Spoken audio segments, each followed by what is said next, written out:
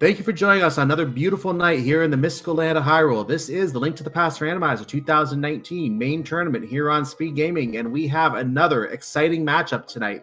This is a Group C matchup, final matchup of the group between AceZer and Koi. Mick Laking has already advanced out of Group C to the brackets, and we did lose another racer along the way. That racer was, get that again, that was Hitaka, who was eliminated in the lower bracket already in this group. These are the final two runners in the group fighting for that second spot. Hey everyone, I'm Cyclone, joined by Mercer. How you doing tonight, Mercer? Pretty good, pretty good. These are kind of my favorite sorts of matchups. They might as well be part of the bracket since the winner goes on and the person who loses does not. Yep, this is where everything is on the line, no matter what the scenario tonight. This first game is the general first game, of course, but whoever ends up winning the series will advance. Whoever does not win the series won't get another chance. Yep, and we've got, what are those? The Samus sprite and the blind maiden that you rescue sprite. So you're saying that Koi is playing as blind?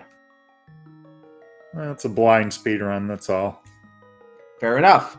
So we are about to get underway in a vanilla standard 7-7 type of seed here. I shouldn't say vanilla because obviously everything is shuffled. What do you want to see in this race tonight, Mercer? What do you want to see, whether it be a troll item, whether it be a certain race setup, or what do you want to see? Well, I'm not sure how much of the tournament you've seen, but I've seen a lot of really horrible layouts and all. What I want tonight is a jet seed. I want this to be an hour and 5 minutes. I've seen one or two of those. I actually saw a 57-minute seed already, so that was pretty nice. We got a piece of heart as the first item out of Link's house. And we are seeing, I saw crystals in the southern end, the lower two. I did not see the top one, but I thought it was a red crystal. I might have seen it wrong.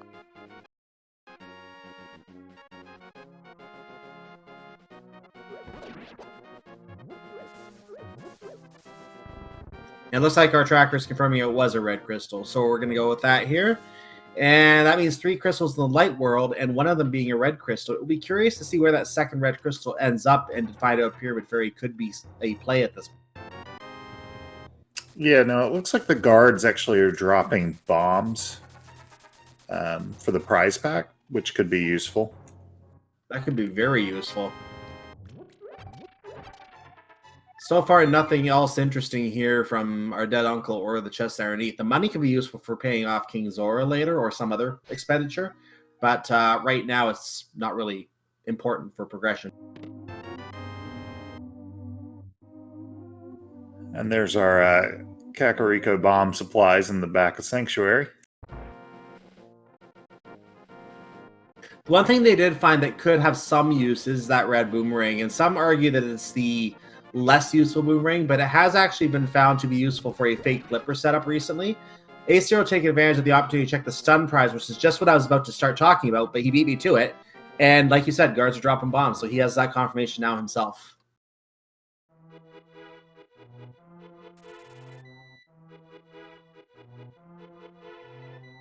Let's see if we get a lumberjack check here. Bush? No. Oh. Yes, actually, okay.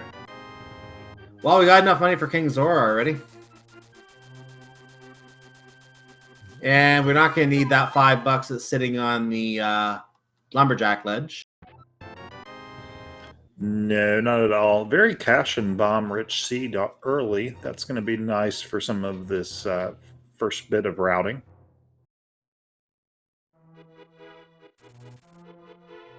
It means King Zora is already going to be good, and we just need another $100, and we have enough for Kiki the Monkey at this point, except for the 10 she'll pick from our pockets later. So we get another map check, and it looks like our tracker has confirmed that it's all Light World crystals today, with Tower of Hera being a 5/6. Meanwhile, we are getting to Blind's hideout, or Blind's hut, I should say, not really hideout. And we have 5 items up here. Now, you might be wondering why I say 5. Well, you see that crack in the wall? We're going to blow that open. The 5th one is back there. So let's see what the 4 up here in front have. And in order, we have a shield, a red cane. We'll talk about that later. Piece of heart, and another piece of heart. And then we have a 5th item in the back. We have 30 rupees underneath the pots here. And AceZer going to take advantage of the opportunity to pick all of those up, it looks like. And there is 10 arrows, which will be for a bow that we don't have yet. That red cane will provide some progression later, but in the early dungeons that we're going to have access to, it won't really do anything other than hold down a block here and there. It is our first actually damaging weapon for most enemies. We might This is true as see well. some like mini Moldorum cane strategies. They probably will just use bombs. That is true, but it does also rely on the magic, which is very low right now. So if they happen to find magic somewhere along the way, they might use the cane for mini Moldor. You are correct. One of them did check the bush crab and its small magic pots. There is one along the way down there. Ooh, there's a glove. And now AceZer is playing with power, as they used to say back in the 80s. Well, I said something about magic. There's your magic. Twice as much of it, even. And now the chicken hut. And AceZer not going to bother with that pot at the back. Just hides another chicken. And inside the chest, we have 20 bucks.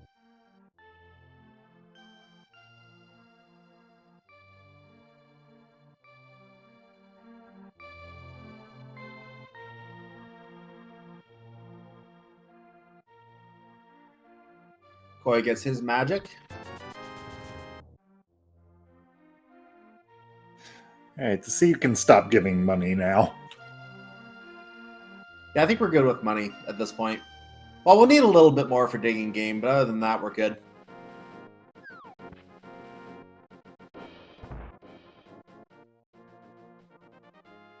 I did not see what that was. Did you catch that in the library? It was what some might call the lesser boomerang. Ah.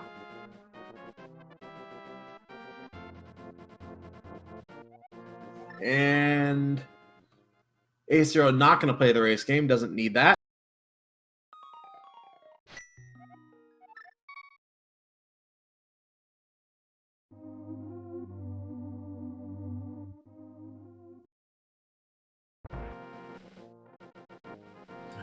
Back of escape check here from AceZer with that glove in hand. And this is 3 items that don't take a lot of effort to get. We just need to blow a hole in a wall, walk through, and pick up the chest. Koi is going to play the race game. I think he's doing this blind, though. He didn't check it first. Yeah, given how low the progression level in Kakariko was, I don't blame him. We 2 found items Bomb. out back of escape. Yep, just about to talk about that. Bombo's in the back of escape, as you're about to say.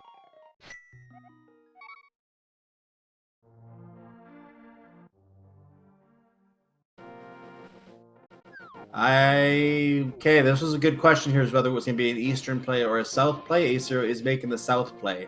Now the question is, will he leave Agina for later, or will he actually go from here to Agina and then come back and do the route the other direction? That's what we have yet to see. Sadly, without the sword, can't just bomb boast the mini Moldorms.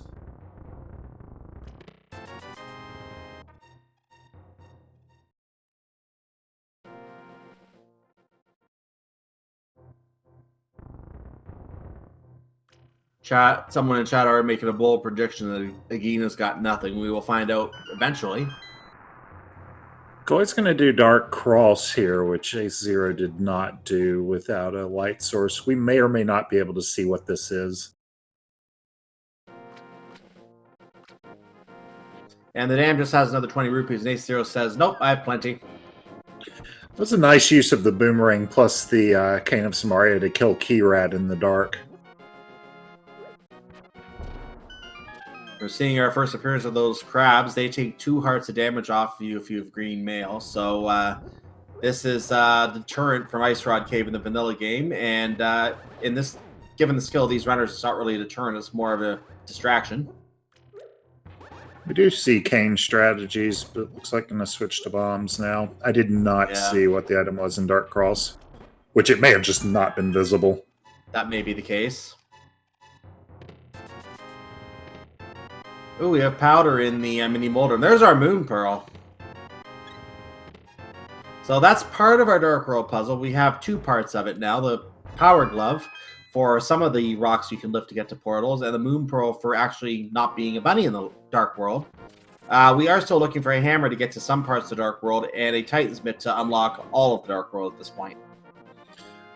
The Moon Pearl being there makes it much more likely we see a fake flipper play out of AceZer, because that will allow access to the waterfall cave. Although they do actually have the setup for the splash deletion fake flippers between that cane and the red meringue. Yep, and that's something that I tried to allude to, but I don't know if I completed the thought earlier about that red boomerang. He may do the fake flipper using that instead of walking all the way down. That would save a little bit of time, so you can just start swimming from right here. Our trucker's telling us that was the map in Dark Cross, so Koi will be getting the remaining 3 items out of Escape, or 2 now. Very nice.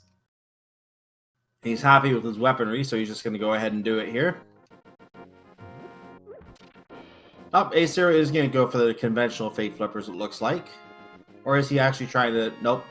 He's just trying to avoid the crabs. And kill the guard by causing it to run into a random block, and it just perishes.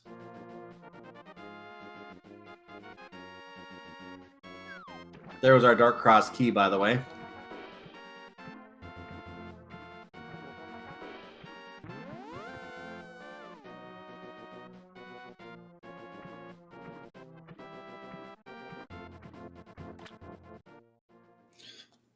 So Zora will be in Logic, but the other items up here are not. If AceZer does know that splash deletion technique does allow you to get access to Zora's ledge with this setup. We just found our fire shield, not that we care about that. Escape not really giving us a lot.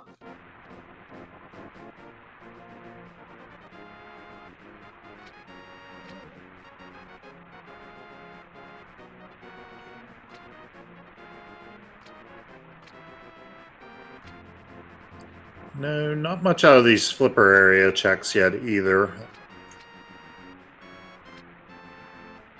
Well, here's the one check that is within logic up here. Does King Zora have progression for 500 rupees today? We pay up, and we get scammed.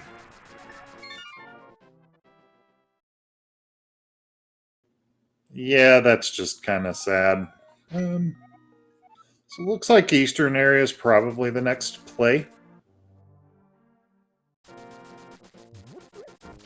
I think it would be. There's not really a lot else we can do. We can't go to Tower Hare or really do Death Mountain. Okay, out of logic, we can get 1 item, but that's not much. 2 if we consider the old man. Yeah, there's nothing else. There's a Gina, but Yeah, we don't want to go over there unless we can go in the desert, though.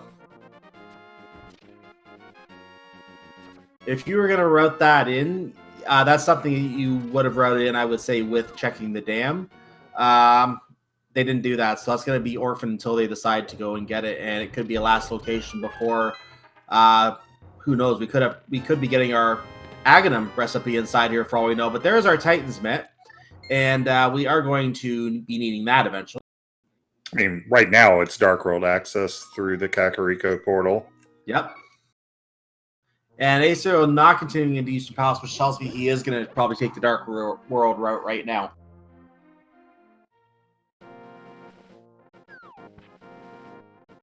So 12-minute Dark World access, that's not too bad. Not too bad at all.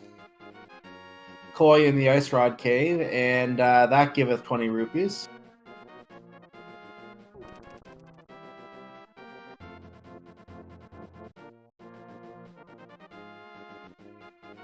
So when we get to the Dark World, there's usually 2 places that runners can go right away. They can either go down to Village of Outcasts and start checking all of the items there, or they can go to the north and check Skull Woods. Which would you do first? I tend to like heading south, but I'm also kind of bad. Well, AceZer is going to check Sick Kid first. We forgot that he picked up a bottle here, and he only gets a piece of heart from there.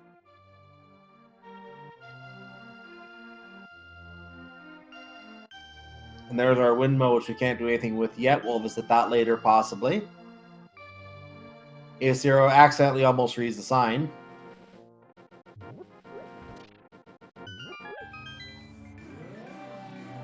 welcome to the Dark World. We might get our map check here. There it is. We have pendants at Palace of Darkness, green at Turtle Rock, blue pendant at Thieves Town, and it looks like the red crystal is located in Misery Mire. Good news for those who don't like ice rod hunts, hopefully. You mean you don't like ice rod hunts? I can, but there have been a lot lately in this tournament. The thing is, green pendant at Turtle Rock is one of those things that can be scary to see as well, because what if Sahasrara has the item?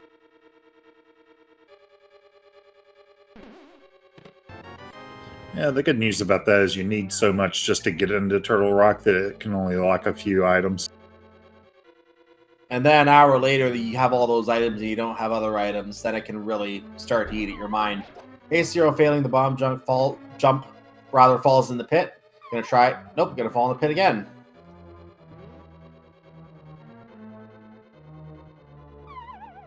And is not doing well with the setup here. If he misses one more, he's gonna have to he's gonna have to take the death here and do it again. I don't think this is gonna work for you. No, he just realized that too. He's gonna reset into the room here. And then he'll probably take a death. Nope, he's just gonna leave. I think he's just gonna maybe do it the intended way. I don't like the fact that he went outside with one heart, though. I would have just gone back in, taken the death there, and then gone from there. He can actually end up taking out the Lost Woods completely doing it this way if he gets hit. But he does make it through safely and is going to drop a cane block there, and he's good. Yeah, there's a bunny beam right here he can powder if he wants to.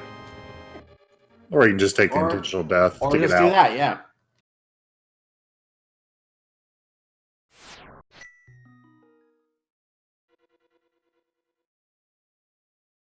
We are going to get our Arcana check from Koi, so that will not be orphaned here. Yeah, Koi routed the dam in with this.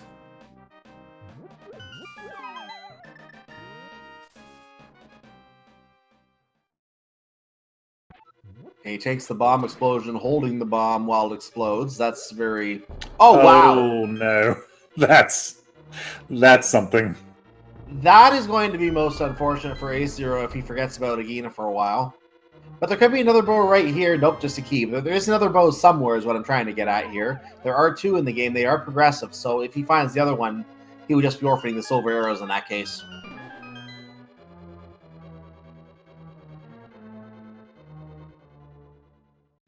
Yeah, it really depends on where our access to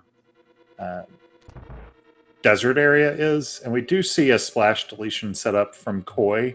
It's the version with the bow and bombs rather than red boomerang and cane. There's our lamp.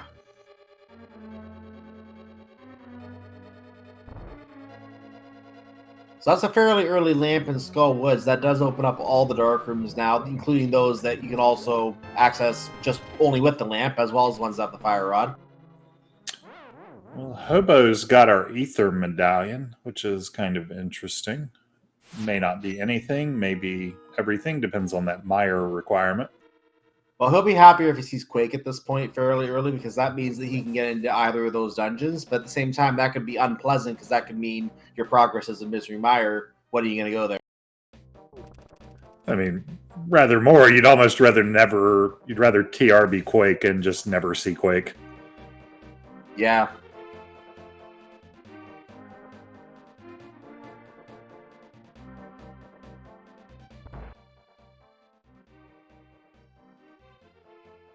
C-shaped house. That provides the hammer. Wow, that's your full Dark World access. Yeah, AceZero going to have a lot of options now. Now, this Thieves Town is only a pendant. There's a pretty good chance that he checks the front 4. With 4 items in there, if he doesn't find a lot in the front, I would actually make my way through Thieves Town proper and check the other items. But with 6 hearts, he may not want to do that yet. He may just do the front 4, as you said. Yeah, not really a lot of options for movement or anything either. It's kind of rough going down like the hallway with that item set and health count. Well, that compass is not something he really wants to see. That means that's an item buried in the back somewhere. Yeah, at absolute most, there are 3 items up front because the big key has to be there. Every other dungeon item you see of the compass, map, and small key is one that won't be up front. Well, we did see the bombs, so one is up front. We have a possible one more here. The other one, as you said, has to be the big key.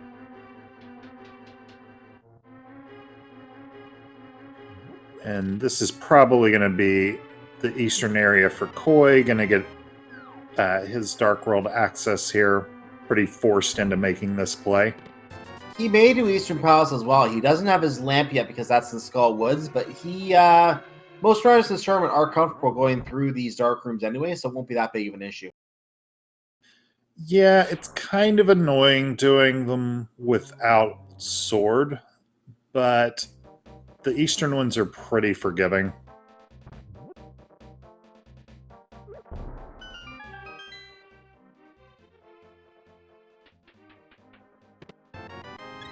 There's a heart container in that chest. AceZer0187 did leave Thieves Town, only did the front 4, by the way. Corey now has his Dark World access, except, well, with the Moon Pearl and the Titan's Mint.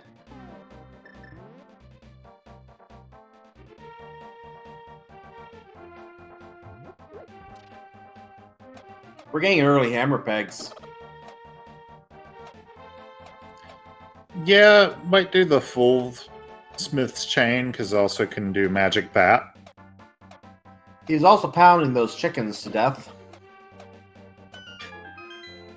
I don't think you can trigger the Nightmare in Dark World, fortunately. Fortunately.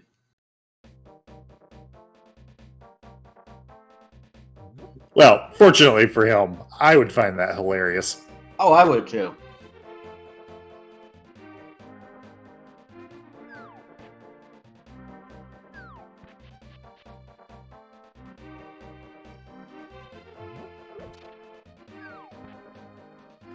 AceZero is trying to take the back. Okay, no, he's not. He's going to drop down, do it correctly. Has to do it this way. So we're going to get our digging game, 1 to 30 digs. And, well, it's not the first few anyway.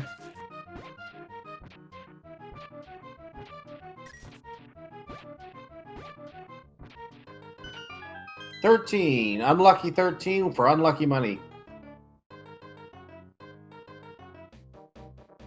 You dug up like 7 of those on the way to that dig.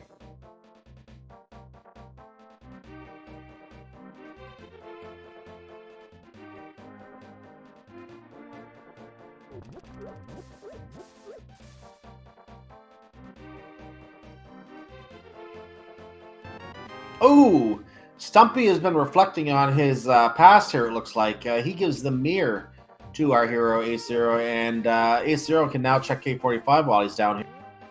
That's a great location to find the mirror. It's right next to one of the more obnoxious mirror checks to route in once you orphan it.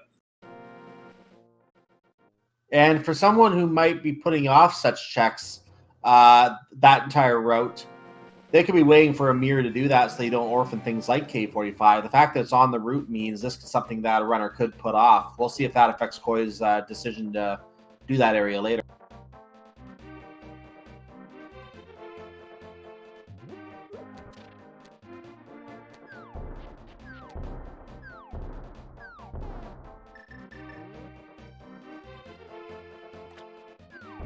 I've not been counting the items in Eastern Palace, but it looks like Koi is going to the dark room chest here, so the big key chest.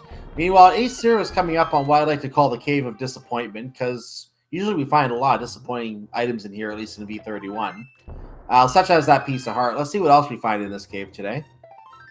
We have another piece of heart, a bunch of money, 10 arrows, and 20 rupees. I'd say that's a 10 out of 10 Cave of Disappointment. What about you, Mercer?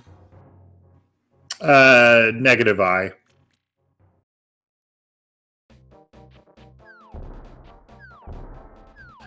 The saddest part of that is that that's not the worst cave I've seen lately. Yeah, I know what you mean. Looks like we found a sword in the big key chest in Eastern Palace. Koi is not going to have that sword problem you were talking about. Yeah, and it might be a while before AceZero gets over there because a lot of checks available. Going to be a while before he gets to Agina. Question in chat, where was the bow? The bow, well, you just mentioned Agina. The bow was on Agina.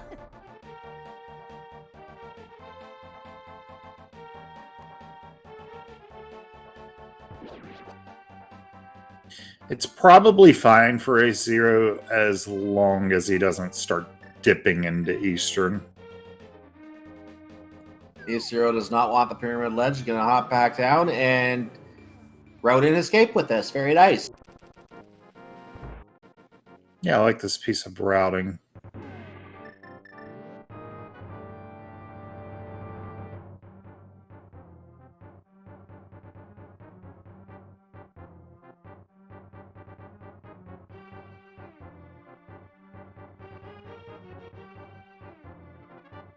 So Koya is going to finish off the Armos Knights. Didn't get the quick kill, but does get a map out of the eventual victory. Not what he really wants.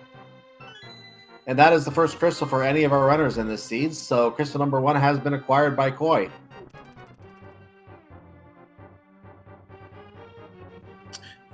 Yeah, I'm interested to see where AceZero goes after this escape.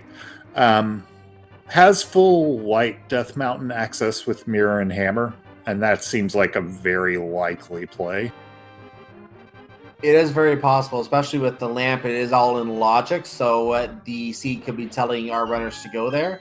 Of course, not picking up that bow with Agina means that he's not going to be able to do Eastern Palace. He could otherwise do Palace of Darkness as well, because he has everything he needs for Palace of Darkness as well.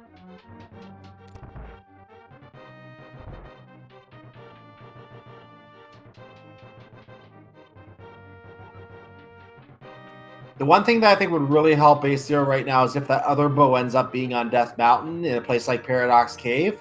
If that happens, that'll get AceZero back on track to Eastern Palace, Palace of Darkness. Koi would not have an advantage for that. But if that other bow ends up being well hidden, even somewhere like Ganon's Tower, it could be who knows how long until AceZero gets back to that area.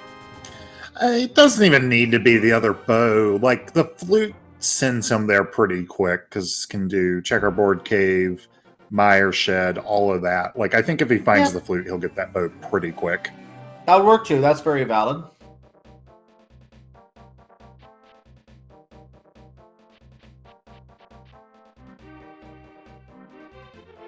So Koya is wandering around Kakariko Village right now. AceZero is wandering around the Dark World, back from his check of escape. Is heading up to the Catfish area, I believe.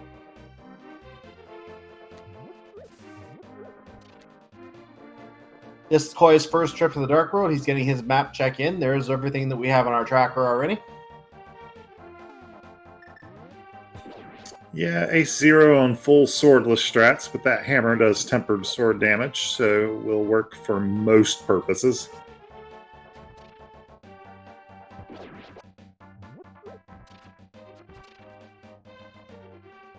So there's our Dark Octoroks, whatever you want to call them. And we are now on the screen where Catfish is located. We're going to pick up this lovely rock. We're going to throw it in the circle. We're going to bonk a fish on the head. He's going to get up, be very angry with us, and say, "Here, take this and go away." What is he giving us? $20. Throw another rock in. It's the same thing Zora gave us. The fish are identical today. Yeah.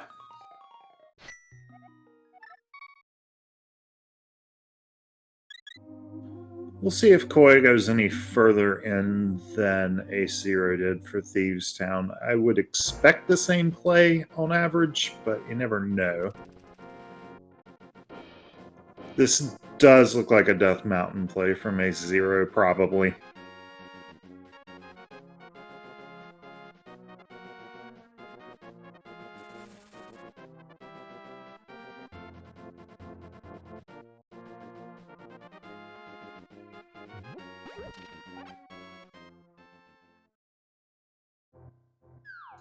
So AceZero is making the Death Mountain play as we suspected here.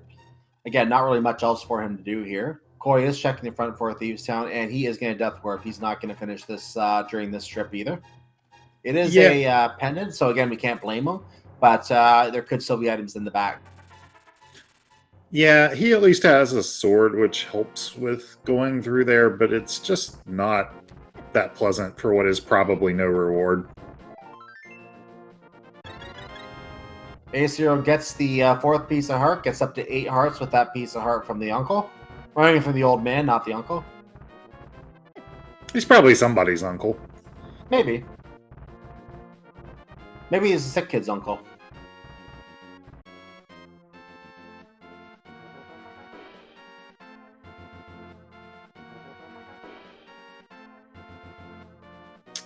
There's a sword for AceZer on top of Spectacle Rock. He'll use the mirror and pick that up. What's inside Spectacle Rock is not as useful.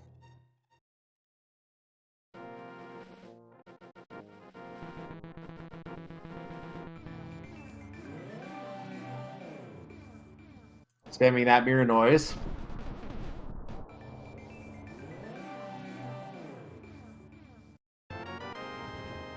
Congratulations, AceZer. You are now equipped. Koi getting the hammer pegs out of the way. And declines the $50 prize. AceZer in the basement of Tower Hair. There are 2 items here. There's one of them, the Book of Medora. Well, this could be interesting, actually. Koi is going to have a Master Sword whenever he gets up here, so if Ether is something, then AceZer will have to come back for it. Can find out what it is, but we'll have to actually, make a second trip to pull it. Yeah, and that can be very annoying. He may even put off some Death Mountain checks if possible in order to have a reason to come back here later in that case. But that could be a good or a bad thing. So he may just end up having to orphan that location until he feels it necessary to come up to get whatever he needs. At least he'll know what's there and he can plan around it in that case. Koi getting his 13th dig, not taking the money. I mean, it's probably just trash anyway, but, just in case. Probably. Or it could be the ice rod. Well, then it's, probably trash. No, that means you have to do Turtle Rock, probably. So Koi is going to do the Smith's Chain. Doesn't actually have the mirror yet, but, we'll get it.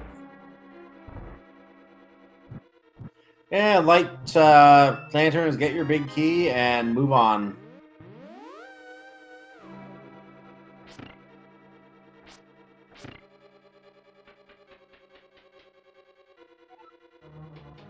No Harrowpot walking upstairs normally on this run. And taking out the Beatles with pots. Yeah, I'm going to laugh if the other item upstairs in Hera ends up being the hook shot.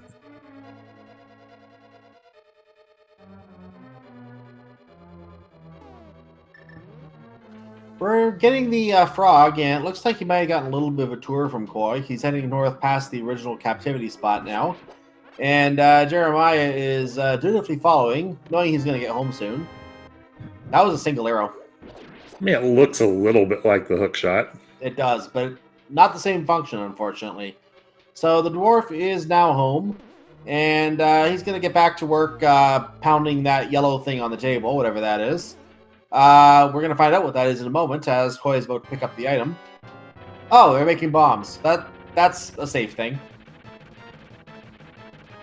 It's fine. Magic Bat's also a new check, I believe. I believe it is, you're right.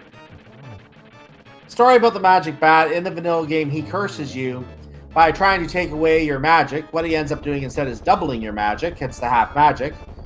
So today, the curse looks like it is a curse of inability to use your bow.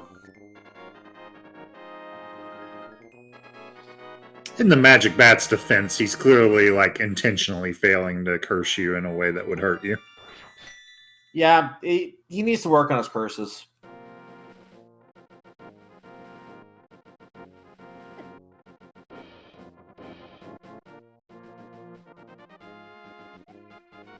Well, at least the Ether Tap is not going to be a problem for AceZer.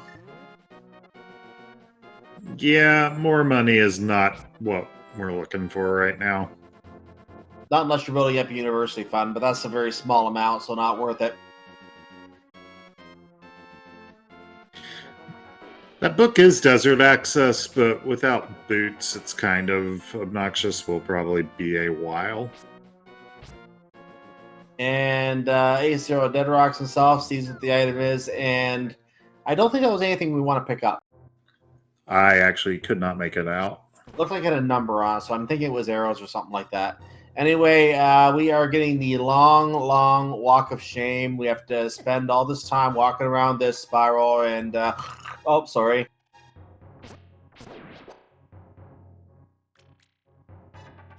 So at the bottom of this long spiral, fall down the hole, and what is in this chest? We have a heart container.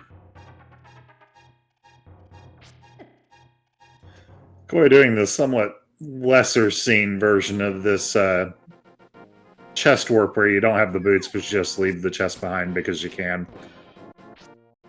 And Gary was making explosives for lunch. Yeah, so the whole smith chain is a bust.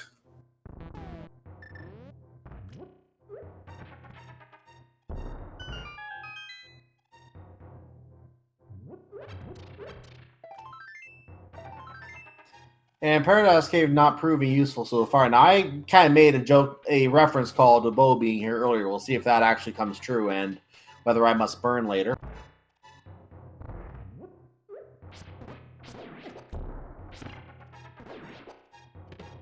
That's the flippers. That's 20 rupees. There's another 20 rupees. So flippers and 40 rupees so far. One mini Moldor really wants those items too, it looks like.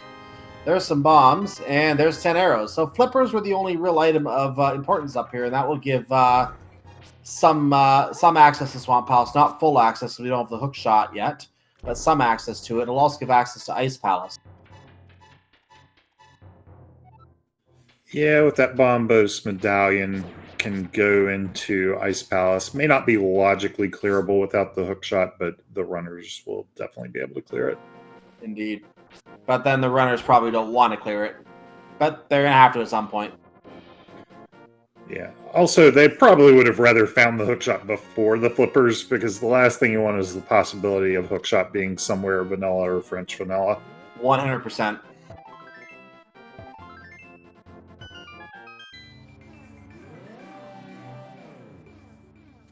Oh, look, ether for Turtle Rock. Koi has that, AceZer does not. It's on Hobo, so, you know, those flippers are logically required for it. But hopefully you don't want to go in there anyway. Yeah.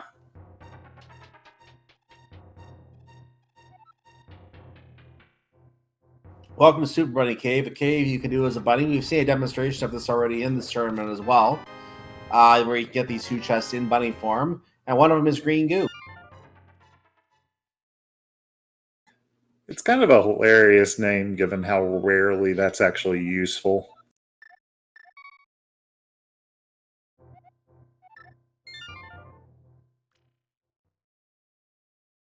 Koi taking the opportunity to get a top up of his bottle.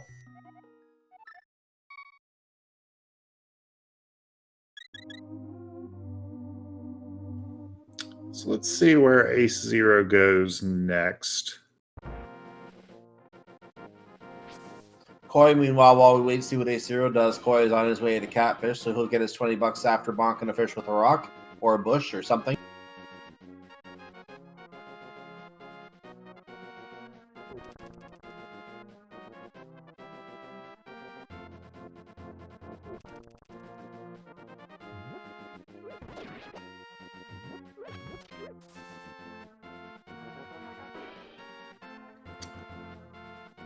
Is this buying a potion to make... No? No, he's going past it. Did he not get the Zora item yet? I thought he did. Was there something on Zora Ledge, maybe? I didn't see it. So there is Fire Rod. Oh, that's the Fire Rod on Zora Ledge. We missed that, apparently. Yeah, I did not see that earlier. Okay, well, we may be about to find out. We saw Koi do Splash Deletion earlier, so we may see that save him a significant chunk of time here. We just saw that Fire Rod there, so yes, it is Fire Rod. Good eye, Chad. I think we both missed that here. And AceZer is going to pick that up here, and we are going to have access now to Skull Woods, the back half of Skull Woods. So yeah, this is a significant time save for Koi grabbing this without making a second trip once he has the flippers. That is a huge advantage for Koi, yes.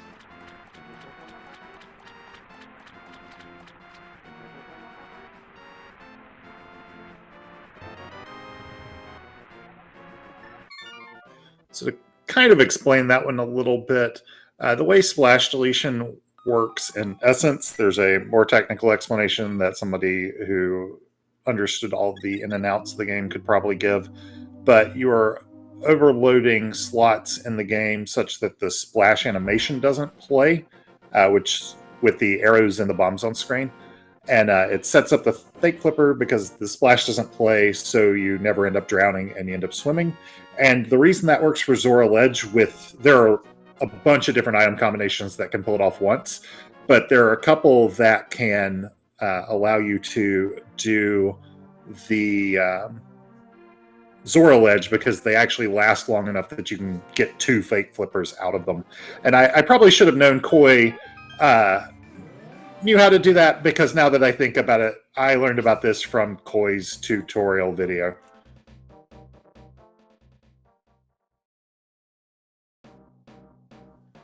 So Koi is already on the way of the back half of Skullwoods. Well, he's doing all Skullwoods, I think. I don't think he's been here yet.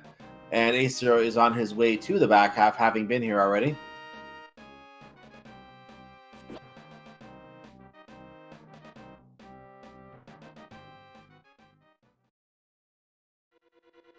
And he is going to walk through this path because this does get to the back half.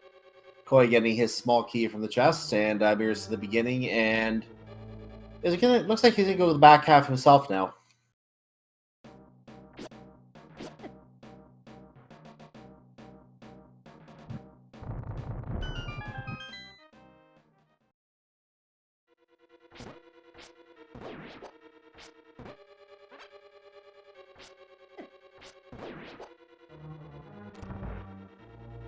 Half magic and the potions that they both have are going to help a lot here.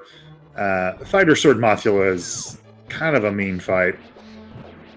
Koi doing an interesting play here, going to check the chest on the bottom before going to fight Mothula. Usually most runners will fight Mothula first, but Koi, having not checked all the items yet, is just going to go ahead and get the item here and see what that is before going to Mothula.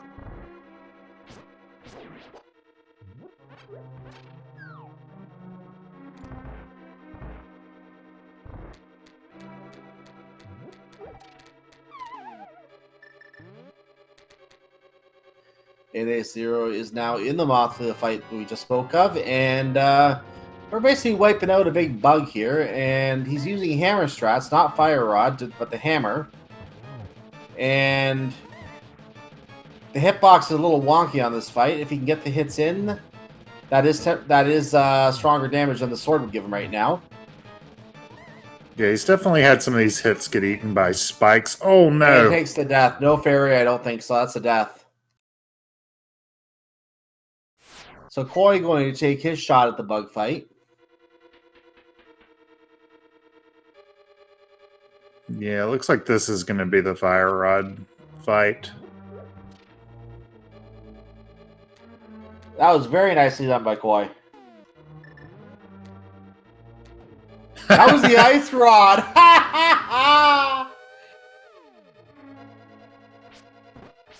Would you like to go to Turtle Rock, ladies and gentlemen? You now can. Worse, it's now, I believe, fully in logic for Koi. It is. It's got fully everything completable. for it. It is fully completable.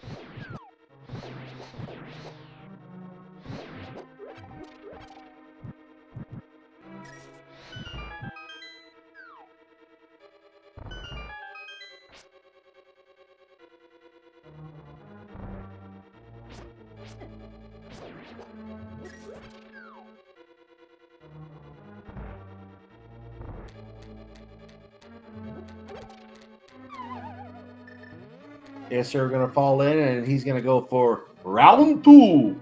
Fight!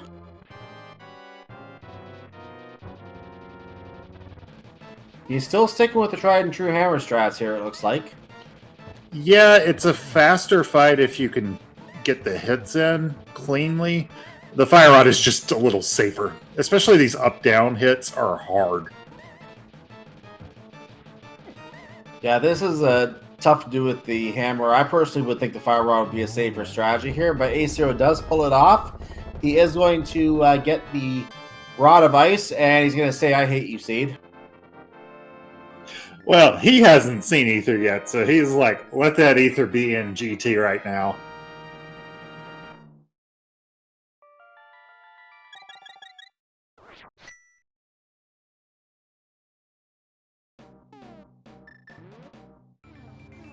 And Koi getting his lamp, and now he knows that all those dark rooms he did are now fully in logic. AceZer going to give us our pedestal check. So, ladies and gentlemen, get your pedestal hype in chat for the next 5 seconds because we're going to have a pedestal check right now. And release me so I can go. Bzzz, Hey, it's Vitor. and the hype can die.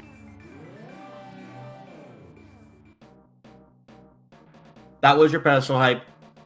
Thank you. Well, that reduces the items locked by that ice rod by a third. But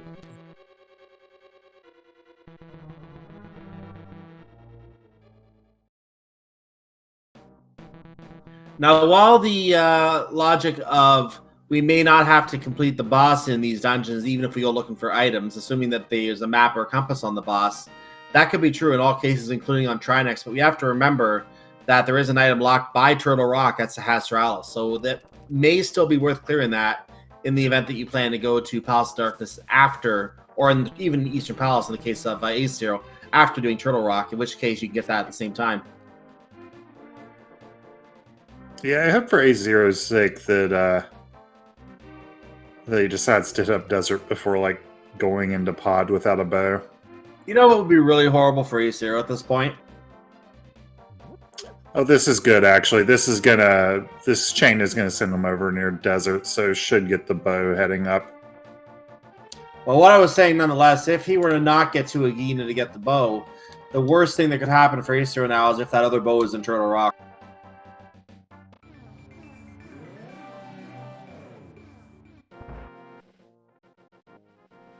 I mean, it's Pendant TR, so that seems highly likely.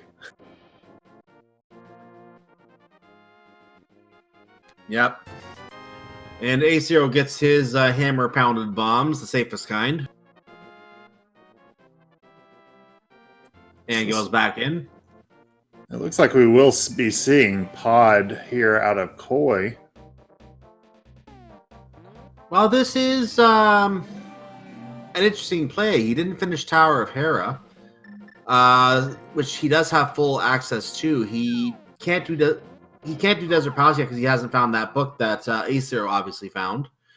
But other than that, Ice Palace is the only other option that is fully completable, and no runner wants to do Ice Palace unless they're in go mode. So, yeah, there you go.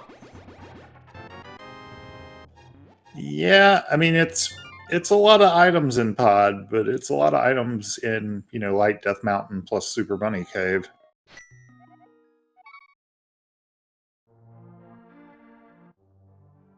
He might be just thinking because he's already done Eastern Palace, he probably should have been here at the same time, and that might be why he's doing it now.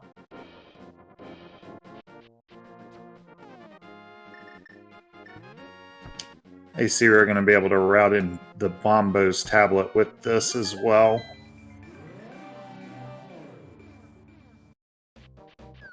So we know that Koi is able to go into the rest of Palace of Darkness without the bow, because we found a key at the first chest.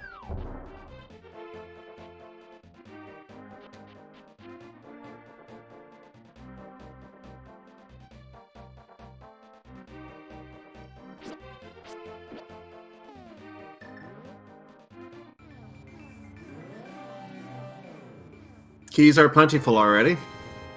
And AceZer gets his spicy hot things from Gary's lunch. We're going to get our tablet check of the Bombos tablets. This will get both of our tablet checks out of the way. AceZer does not have to get the Ether one because they already checked it. Just couch cash. But what will praying to the gods of the desert get you? Some clothes. I mean, you're not going to come back for that, but you would have kind of liked to have gotten it. Yeah, that's something that you would be happier to get rather than have to check back for later. So, yeah, that's going to be staying there, unfortunately, for him. And, yeah, no clothing changes. He's going to stay in the green mail for now. There may still be a blue mail somewhere else later. And AceZer finally getting his bow. Yep, we'll see I'm guessing we see the desert check anyway, of course, since you're right here, and it could very well be that the flute is inside of desert. Oh, 100% he's going to check desert. That's why he came over here, because he has the book.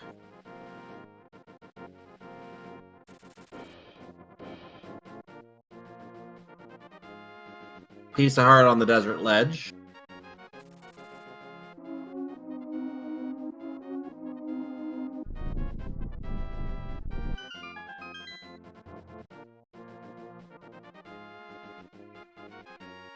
And please enter the Palace of Desert.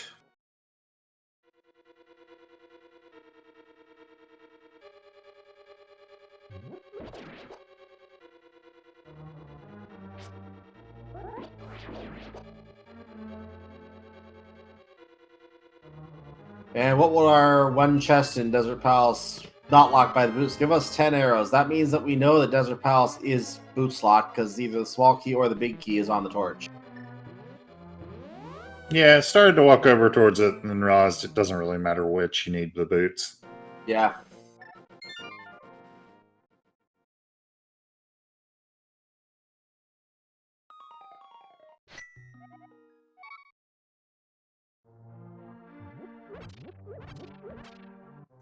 Koi getting some of the money from the basement of Palace of Darkness. I haven't been watching all the items over there. Have we had anything important over there? I don't see anything.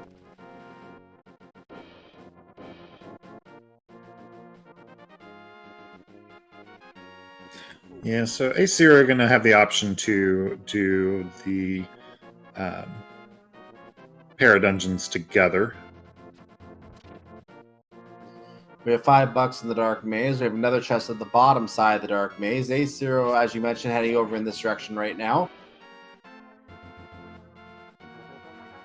There's 20 rupees, so a lot of money in Palace of Darkness, it looks like.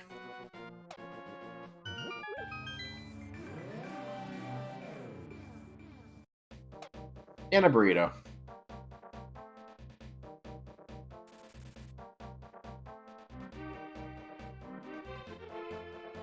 Yeah, so kind of Helmasaur or bust for finding anything all that interesting in here. Looks like he might be making the play to Helmasaur as well. Helmasaur King.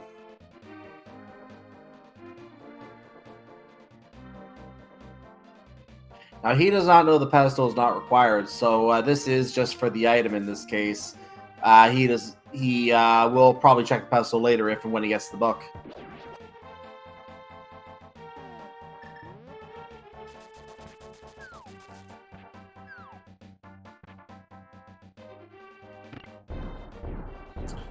Yeah, if this ends up being nothing, then like TR and Ice are kind of the next most appealing plays. Either of those particularly appeal to you? Yeah, if either of them were appealing, the question is which one is more appealing. I mean, to me, I'd say Ice because you have to do it, but... Yeah, Ice you have to do it. You might as well get out of the way. I agree with that. Because if there's nothing in Turtle Rock, you're just wasting time there. But there is that gamble of Sahasrahla as well.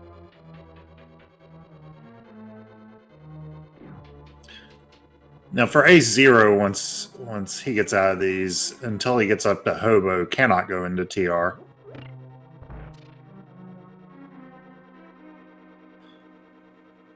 And Koi doesn't know he can go into TR yet because it could be Quake from his point of view. Yeah, and he won't be happy going up to Death Mountain with that gamble until he gets that third medallion, I think. Anyway, here we are on the King, the Helmasaur King, a little bigger than his brethren. He spits fireballs and swings this pointy spiked tail at you. We're going to try and encourage him to take his mask off and show his face to the world because, you know, he's a beautiful face. Look at that beautiful, beautiful face he has. And we're just going to pierce it with arrows and knock him out.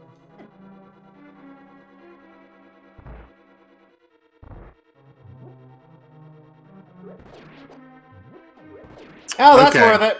That's worth it. Yeah, that is required. We have Crystalline Mire. That's also likely to change how AceZer routes if he does Helmasaur. Yep, we are about to see that get activated, I think, because Misery Mire Shed and Checkerboard Cave are very good items to check here. He can also get the Desert Palace Boots locked information at the same time, but who knows? Boots could be in the shed. Koi might be able to do Desert Palace while he's in the area.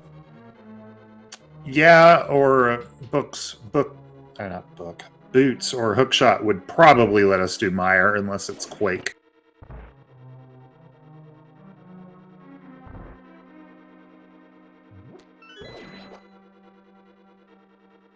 Quake could be in the shed too. We don't know that yet.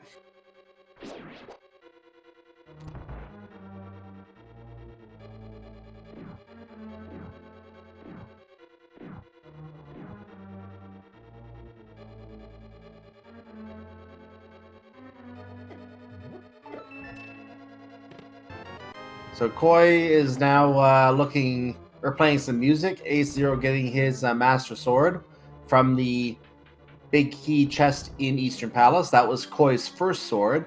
Koi did not find the other sword that AceZer found yet, it looks like. Yep, still hasn't been up the mountain. It's on the top of Spectacle Rock. Mm-hmm.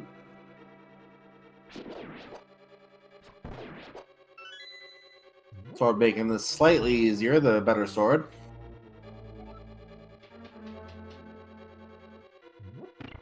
So Koi is now in the mire area, which I suspected he would do that very quickly after activating the flute.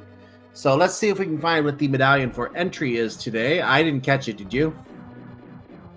It's Bombos. They can, go in and look at the gap that they can't clear without Hookshot or Boots. They're going to get the hook shot, and now they're going to get the boots. Nope, they're going to get 20 rupees. It was red. What was I saying about a hook shot? I mean, that hook shot, I think, is why Koi has been putting off going up the mountain for so long. Well, that will eventually send him up the mountain, but now that could send him into Misery Mire as well, because that is now completable. I don't know. It's 2 items in Mire. What is that? It's a red crystal. Yeah, but it's like 17 or 18 items on Death Mountain. It's a red crystal, and Tower of Hera is the other red crystal. Both are completable. It's worth taking this out.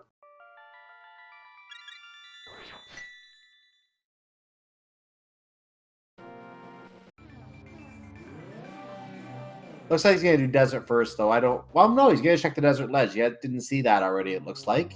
He's going to see that he doesn't want to see it anymore. And now he's going to go into desert, I think. And he's going to find out that he can't go anywhere in desert, and that'll change his routing again. Yeah, I don't know. I'm hard passing on the fighter sword Vitreous when I've got the option to get all of those items first. It's not that long to get back to Mire. I can see your point. Fire Sword Vitreous would be a little difficult.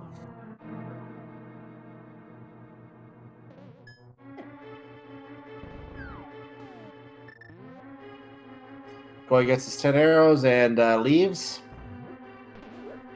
Gets his flute out immediately, so we know he's not going back to Mire right now.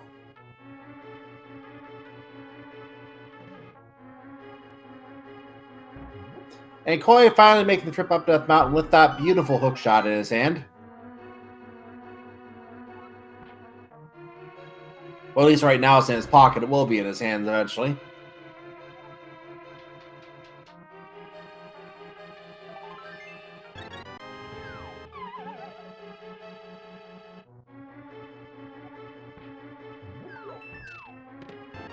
And there's that sword you're going to want.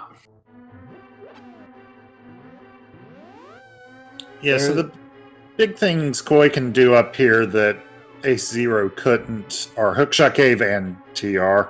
Hookshot Cave he'll do, TR we'll see. Probably It's not. Debatable.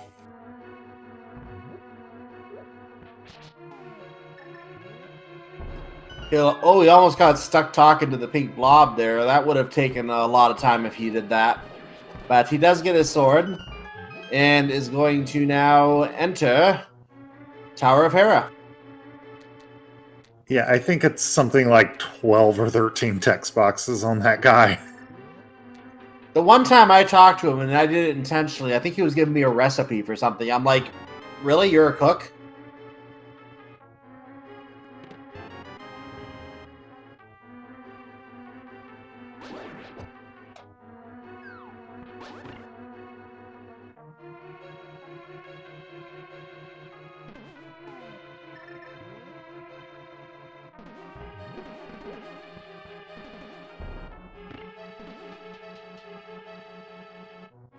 And Coy is now doing the coffee break. Just a reminder, this coffee break brought to you by Death Mountain Coffee, made with the finest dead rocks.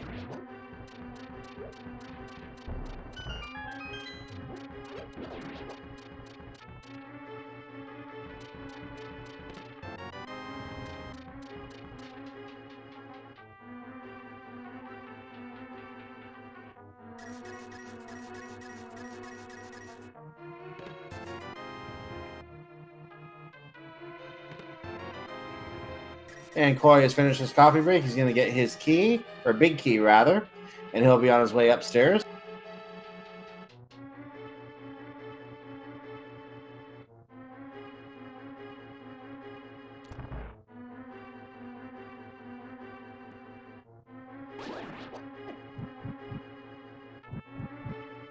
So discussion chat about Swamp Palace. Swamp Palace is now also completable. So there is the possibility that Swamp Palace could be the play as well. The question would be, would AceZer, upon getting the hook shot, might he do that before going back up the mountain at this point? I mean, quite possibly at that point, AceZer, assuming that he goes to Alma, gets the flute, goes to Mire Shed, gets hook shot, just needs boots at that point. Bails. Okay, that's gonna hurt.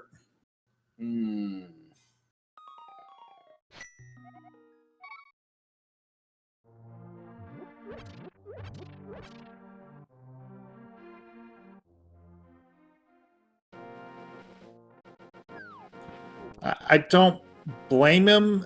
It's only one item. Unless boots are somewhere horrible, that's very likely to be the race. Yeah, a horrible boost location would probably be the best thing to happen to AceZer right now.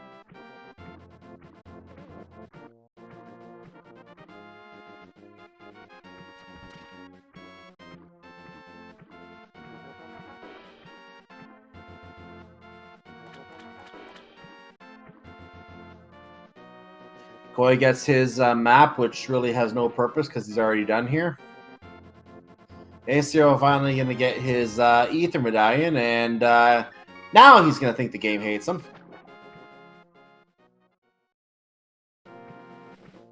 And he was about to save and quit, by the way, but then went ahead and left after and decided to swim out, rather, after getting the Ether Medallion. I find that interesting that he was about to save and quit and he changed his mind. I wonder what is... It's an ice play.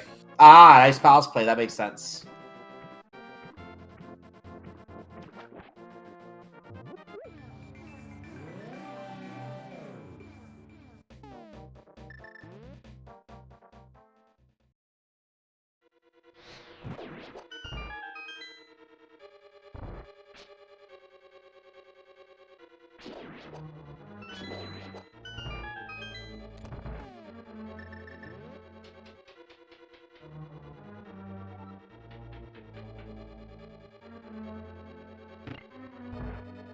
So AceZer is going to be doing a full clear of Ice Palace without question at this point.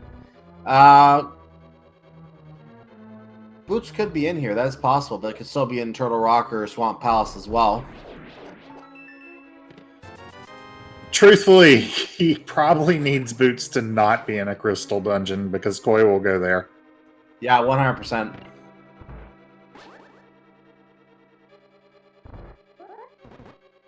Problem is there are just too many crystal dungeons still left. We've already cleared out one of the pendant dungeons. The other pendant dungeons have 4 on Turtle Rock, and then Thieves' Town, I think, has 2 in the back, if I remember, so 6 items between them. There's a lot more items in these crystal dungeons still left over, so there's higher odds you're in the crystal dungeon at this point.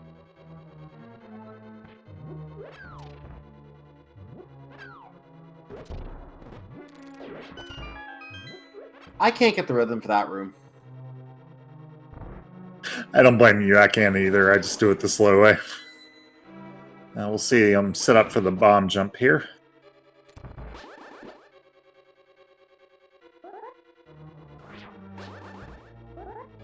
That's his last bomb, and I think he's too low. Yeah. Oh, I didn't even notice that. That was his last bomb. He can't bomb jump. He's going to have to do this the long and painful way. So switch down, proceed. This is fine.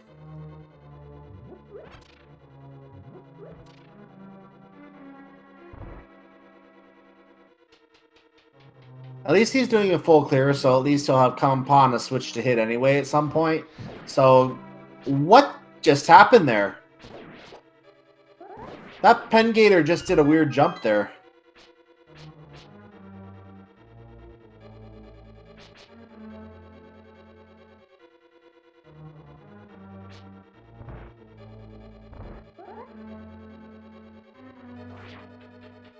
Oh, that is an interesting clip. Yeah, you took damage off of it. I've seen that a fair amount lately. It looks like it is a impressive looking clip. I think it's the first time I've seen it. I don't remember seeing it before.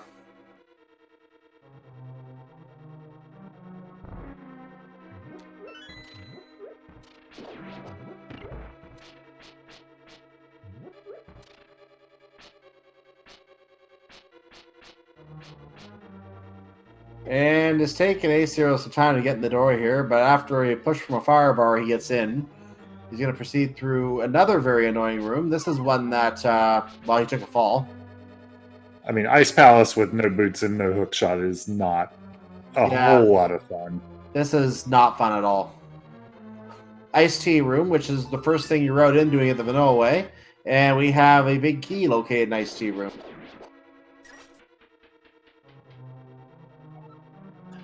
And there's his bomb back.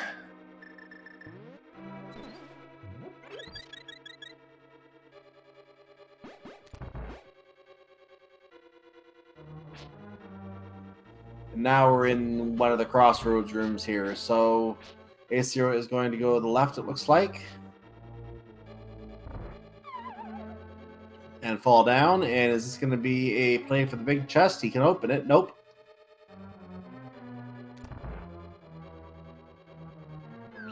I mean, he's got the big key. Doesn't have a small key. I mean, routing this when you don't do the bomb jump, it's not that much worse if you have red cane. It's annoying if you don't do it a lot. So it looks like he's not enjoying this trek right now. He's repeating the entire trek he just did. And being pushed in the pit by a fire bar. This is not going well for him at all. He decides to just mirror back to the start. He's going to try and do the bomb jump again, it looks like. Oh, walk out and buy a bomb reef. Oh, come on. You could have done that. Yeah, you could have mirrored from there and bought the bomb refill, as you said.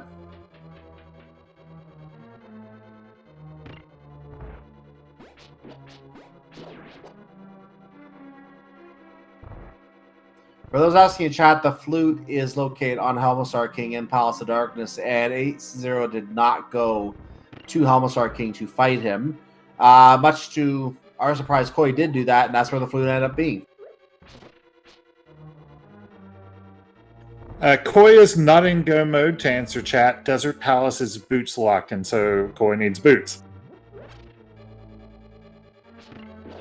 And it's a 50-50 chance of that with the initial item placement at the front of the dungeon.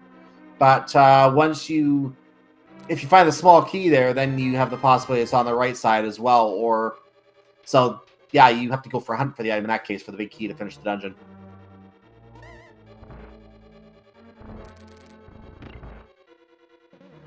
So AceZer has one chance at the bomb jump, so I'm pulling for you. Koi getting his big key from Misery Mire, so this is the effect of a God Mire almost.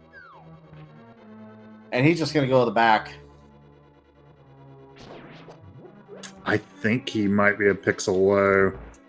No, I'm wrong. He got it, nice. That was clutch. That was his only bomb, as you said, so he needed that one to work. I think Koi is not opening all the items in Misery Mire. He's just going to go to the back and take out Vidi here. Yeah, I mean, an item away from go mode, cutscene chest is super annoying. Vitreous might have the last item. If that cutscene chest is where the boots are located, though, and Koi passes that up for a while, that could be bad for him.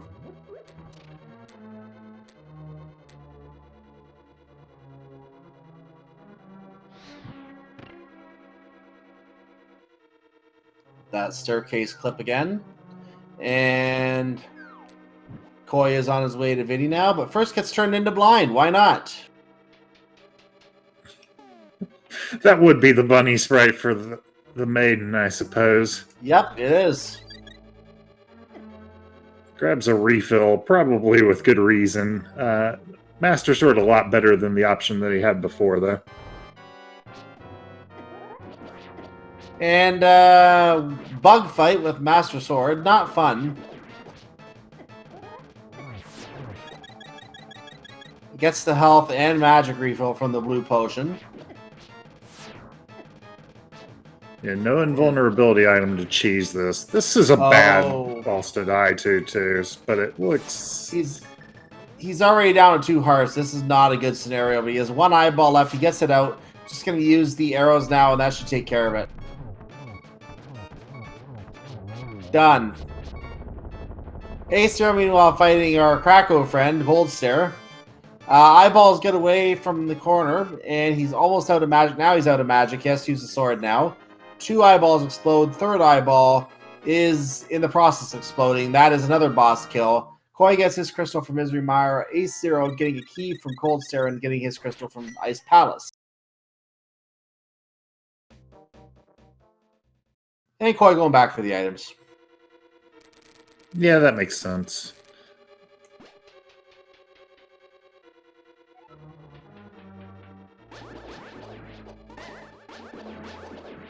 We'll see what AceZer decides to do next. Without Flute, we know they can't get through Swamp, but could do the front at some point. Is that what he's doing? I wonder. He could be. He's heading in that direction. This is not good. Yeah, I mean, this could be where Boots is, but that would actually also probably be bad for him. Yes. It will send him to Desert Palace, and at least. So it would send him in the direction of the dam eventually. Or, I mean, of the Misery Mire eventually, if he goes there from the desert. But the question will be, will he go into the... He'll do the Mire checks if he's in the area, I think. I think that might work out for him, actually. He can't do any of that without the Flute. Oh, that's a good point. Yeah, that would be bad then.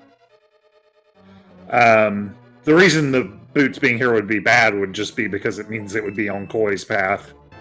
Yeah. AceZer trying to do the bunny beam. Didn't work. This time it worked. He's going to flood the dam. He is doing Swamp Palace without the hook shot, so he will not be able to complete it. This is going to be even more time lost, unfortunately.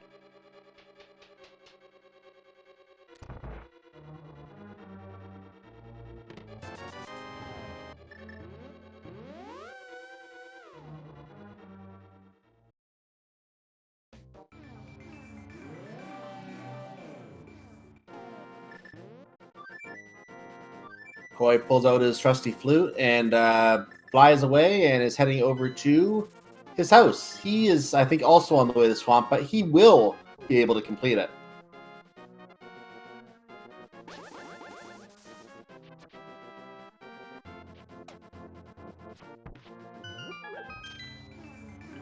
Yeah, I'm guessing we see Swamp and then Ice before Koi has to make bad choices on where to go after that, if Boots aren't in either of those locations. By the way, we did not point out, I did see, but we did not point out the Cane of Burner was in Misery Mire, so that was our second item in addition to the big 20 we already found. So, Brian, if you're looking for your cane, check into Misery Mire. It's a bit of a sad place to find it, but they'll cheer you up. It actually would have been really nice to find before the Vitreous fight. Koi will pray to the gods, doesn't need to get his book out to translate the tablet and just not walk away with the item, so he gets a shirt.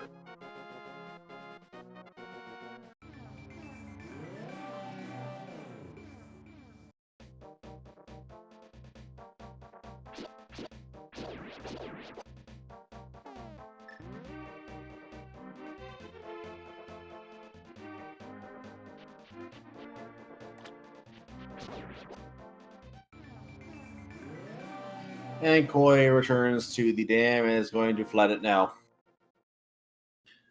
Yeah, I'm guessing if the boots are not in here somewhere, that Koi does the big red bomb and then ice after this. But let's see what's actually in here, because he might just hit go mode partway through this dungeon. We have not seen boots yet, and AceZer has to go to the left side, so he has no choice to go up.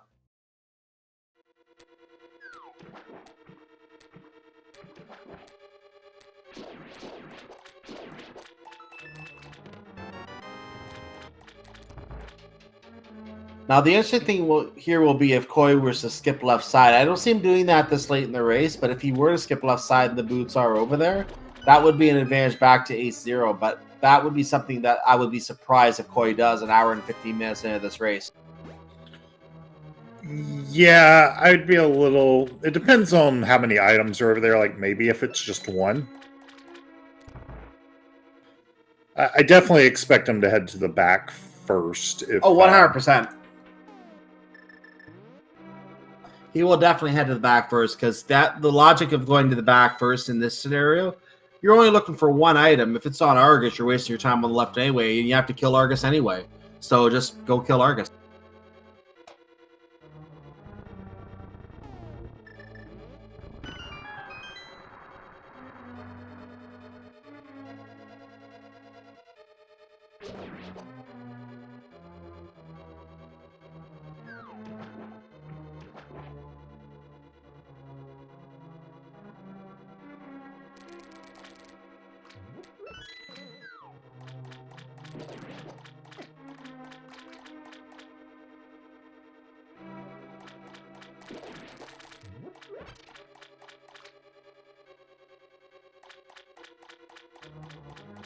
AceZer having to do this the super obnoxious way with no hook shot.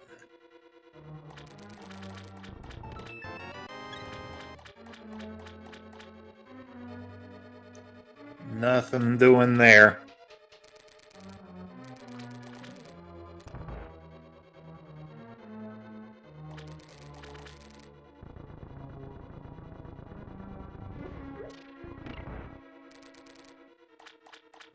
So Koi is going to the back, and he's going to get items that AceZer has not been able to pick up yet. That cabbage looked like it was going after AceZer for a moment, but it veered off to the left. I think this is the TR play from AceZer.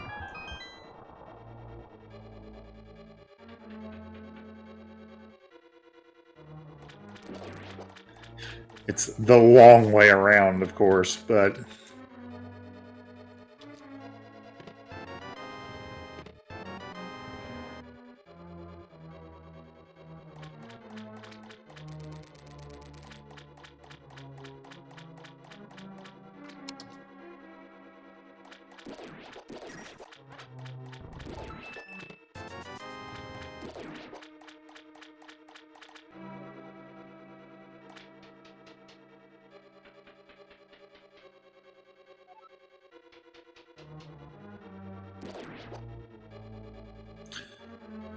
And Koi heading towards the Argus fight. Also got the big key in the back, so we'll have that chest available if he comes back in. And that big chest has come in to be a key item on a couple races I've seen recently. Fire Rod and Ice Rod have both been in that chest, so it'd be something. It'd be the boots today if it comes in important today, but we'll see if that actually turns out to be the case here. You know what? I think Argus is going to have it. That's a bold prediction. There's a lot of places left they can be, given that they could be basically anywhere in the game we haven't seen. Well, we already had the flute on Palace of Darkness. Why not have boots on Argus?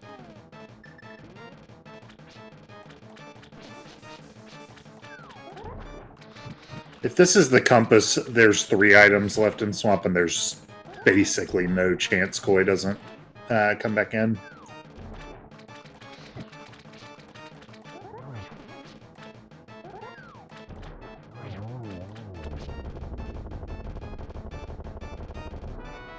Well, that's a good item. It's a sword. Third sword. I mean, you're not going to complain about that, especially with no silvers yet. That does mean that big chest is just the compass with what we've seen from AceZer realizing he can't go the short way in the torch puzzle there, so he's going to turn around on the little extra path and go the long way, and we're going to start lighting torches at the optimal time here when he starts going up on that next section, and begin lighting.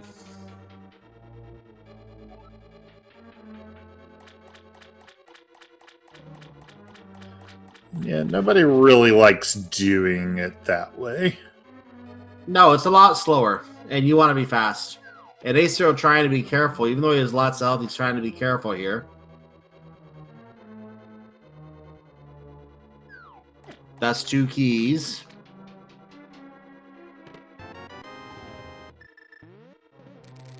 And that's a no.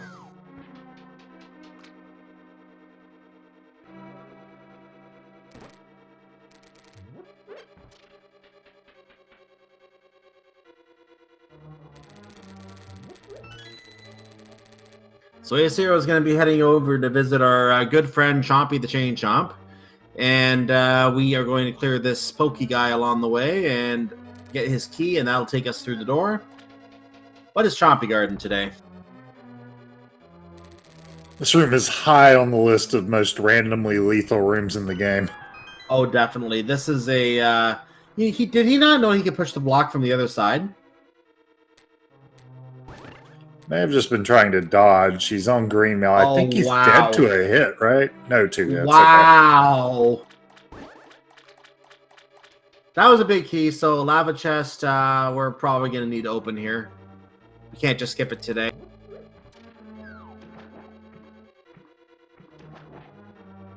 Where do you see Koi going after checking these items? Do you see him going up to Turtle Rock as well, or do you see him going back to ice? Well, I think he's going to do Big Red Bomb after this, because this is, like, the best time to ride in, and then probably ice.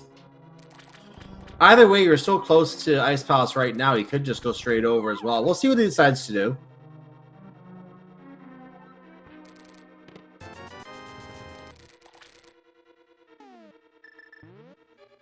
Even on these checks, gets to save a little time over AceZer because of having that hook shot.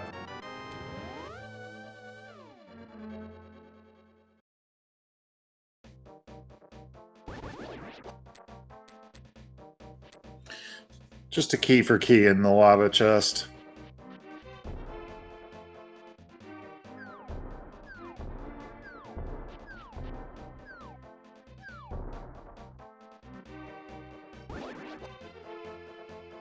Well, you were right, Big Red Bomb. It does make sense to check it now, and you know what? Pyramid Ferry has been proven to be a location to not overrate in this tournament as well.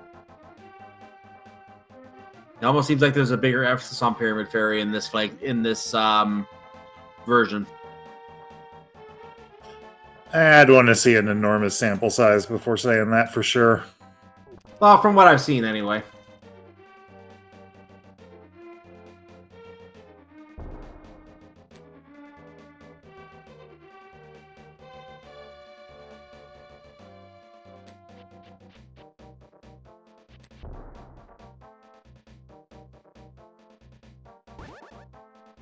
So, wait for 3 seconds. A big red bomb will explode. That is apparently what we need to blow this hole in the statue open.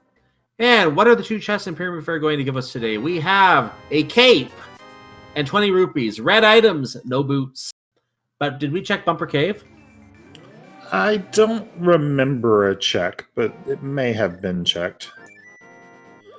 This is probably a flute to 8, but we'll see. Nope, to 1, so joining in TR, I guess. I would have expected a Bumper Cave check immediately, because that's a quick check to get out of the way. Very random, you have to walk over the Dark World to get it, but still not. It doesn't take as long as they climb up Death Mountain to check Turtle Rock, so I would have thought he would have checked that first. This isn't... I was wrong, this is not TR. He would have used the hook shot. This is Spike Cave. Very true. It could be Spike Cave.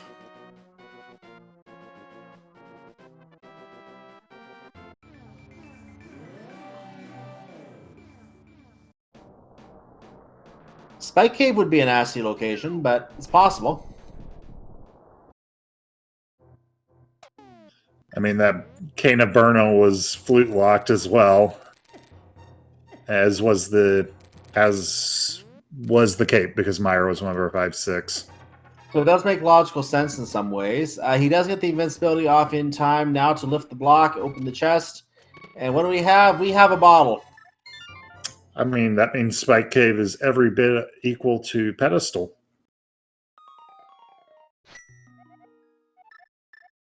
Yeah, it's the exact same thing.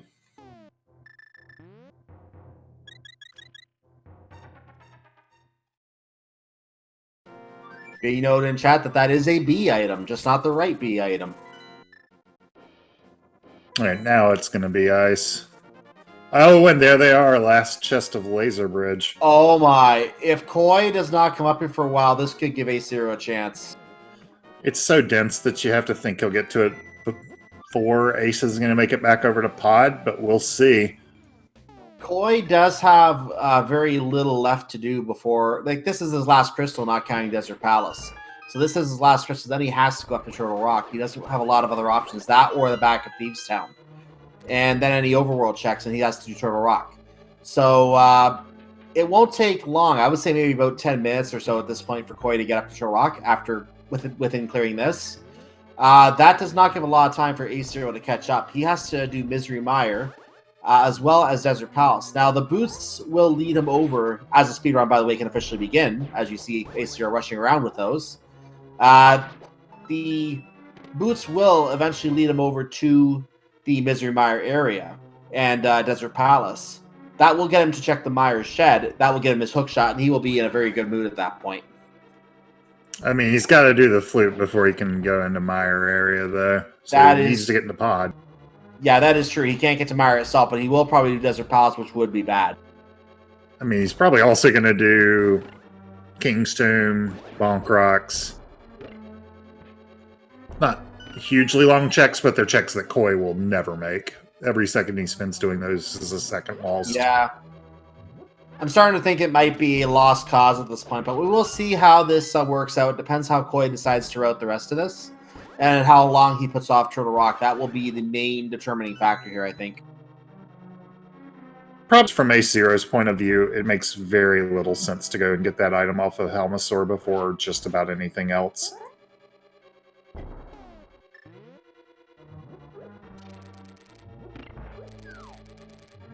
The good news for AceZer is once he does get to the Mire area and he gets his hook shot, he'll be able to go into Mire itself. And it will be the effect of a God Mire, because I think by then he'll be in go mode. And that will put him in a spot where he can go straight to the back with the big key, finish off Viddy, and get out of there. So he will have to go back to Swamp Palace and clear it properly, since he only did the first half of it. That's going to hurt him because it's a double dip, so that will be a major time loss. We'll see what happens. But I think he'll do that before he goes back to Palace of Darkness. I really think he will. Yeah, I mean, he's going to turn in this green pendant. There's just a whole lot of other things that can be done other than going back to Palace of Darkness for one item. Well, if he's going to Palace of Darkness, he'll route the green pendant in with Palace of Darkness. So let's see if he actually does that first. Now that we're talking about the green pendant, he may decide to do it right away. We'll see. Yeah, it's not impossible. I think even if he God routes it straight to Helma, he's going to have some catching up to do. But it would be a lot tighter that way. Gonna get this one item he can get now out of Hookshot Cave. I think it was just trash on all four in here.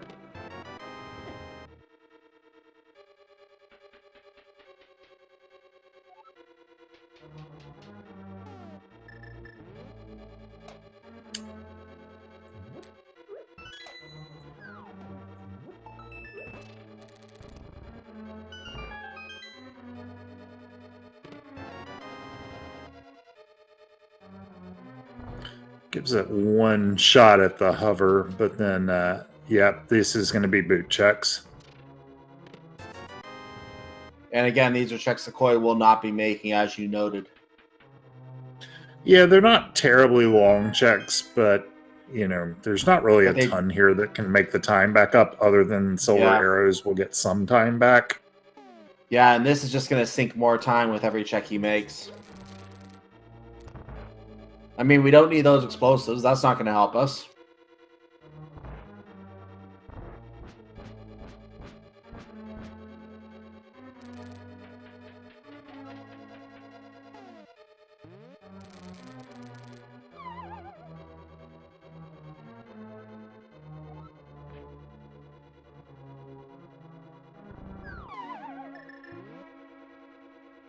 Koi on his way down to the 6th basement, one away from Cold Stare, who waits in basement 7.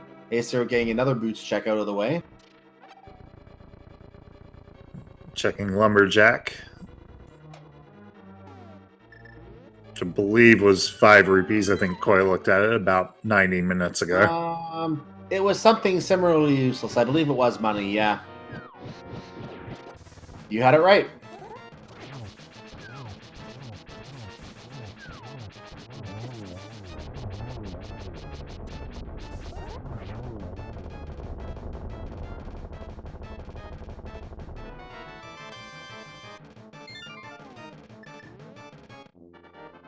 So Koi is now done Ice Palace. What is he going to do from here? He has to go Turtle Rock to get the boots. We know this. He doesn't.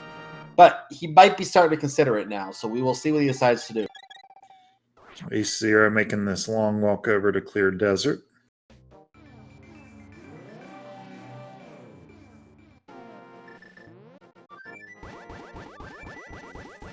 He gets out the flute. This could be a Death Mountain. Nope, it is to his house. This is going to give AceZer a chance to make some of that time back. Yeah, it's probably just the dig spot, so not that long, but it makes up for the boots checks.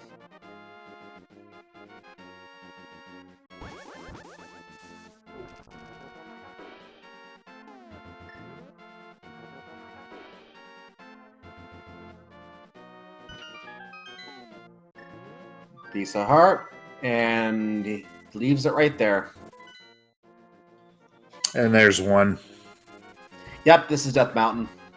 This is Turtle Rock, I mean.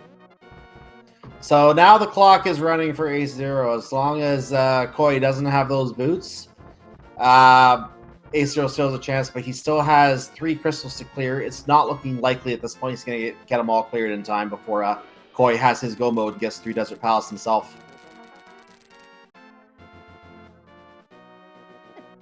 Especially since he has to also clear Palace of Darkness to get his flute. Yeah.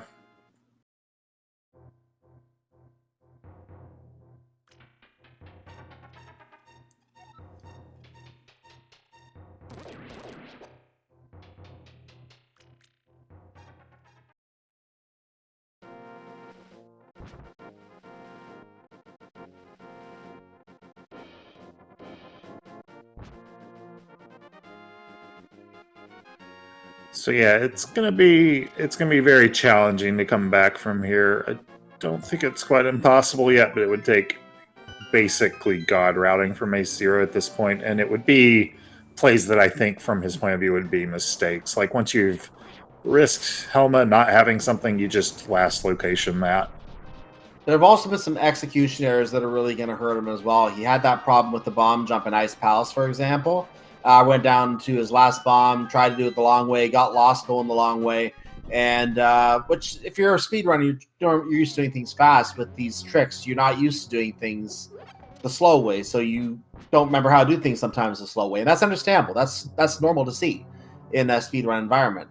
But these execution errors are also going to come back to hurt AceZer. For example, without that problem with the bomb jump, he might have had another dungeon down by now.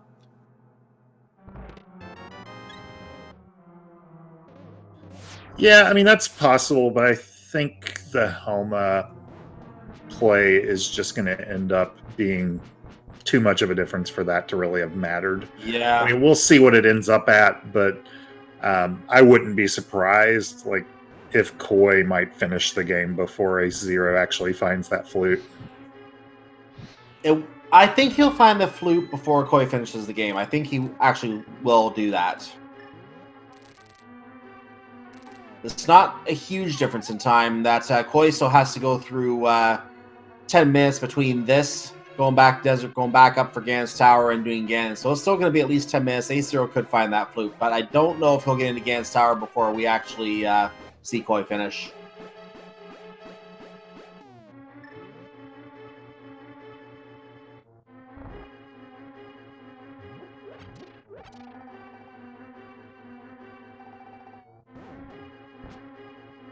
AceZer bails on the desert area now, and is probably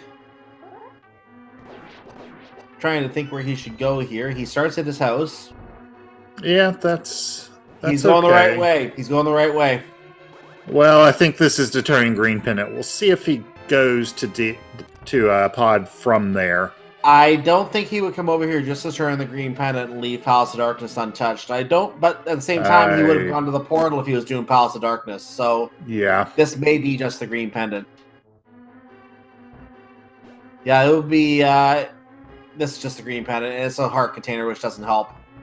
Well, he's leaving, so that's maybe okay. He could flute over to. No, he can't. He definitely cannot flute. Oh no, he doesn't. anywhere. No, he cannot flute. No, he can't flute. He doesn't have to flute, of course.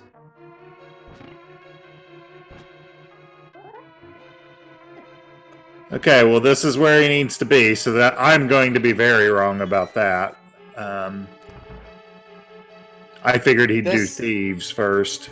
This is better than I expected. I thought he might do... Well, actually, he can't do Misery Mire either. He can't do Mire or Swamp Palace.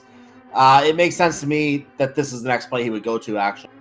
I would have thought he'd do Back of Thieves. I can see that, but I think this has been eating at his mind for a while. The fact that he left here, and he probably realized that was a mistake to leave that behind, because this is a long walk to get back here, and now he's paying by making that long walk again. I'm not even... I mean, it's obviously not the right call for this seed, but I'm actually not even willing to call it a mistake. I mean, I think it's a perfectly reasonable decision. It's just going to bite him this race. Yeah. Like if Helmasaur had just been nothing, and he gains, minute and a half, 2 minutes over Koi there, and never checks it, then, we end up looking at it as possibly a game-swinging play the other way.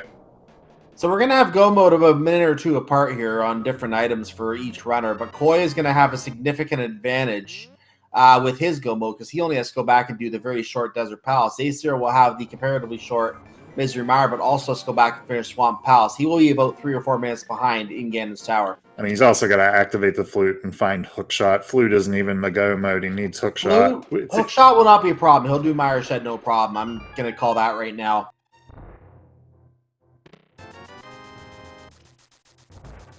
Yeah, this is going to be closer than I was worried for a second there. It would be, though, because I actually did expect AceZer to do the Back of Thieves first. I mean, with only the 2 dungeons as options, I knew he would eventually get to the flute, but it was between this and Thieves Town, as you said. So he's going to get this first. It will therefore be closer. It could come down, for all we know, to a left side, right side play. I don't know what Koi's general routing in Ganon's Tower is, but if AceZer does the opposite routing and gets the big key, that would shave off another couple minutes very quickly. And this would be a lot closer as a result.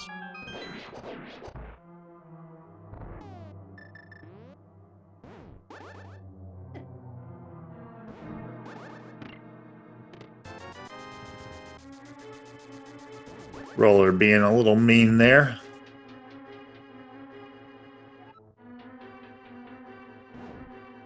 So AceZer is now in the room where the flute is. Have to take out this big dinosaur creature to get it. Turtle creature, whatever you want to call it. Lizard? It's a dinosaur. It's Helmasaur. Yeah. And the creature of some kind explodes. And AceZer will now acquire his music. And that is not go mode for him yet. He still needs the hook shot, but he is going to be very close to it now.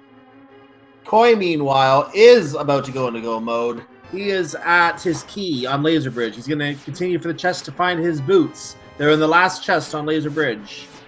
And it will be his last chest on Laser Bridge the way he's routing it. And at 1 hour, 38 minutes, and 3 seconds, Koi is in go mode. Yep, and just needs to go over to Desert.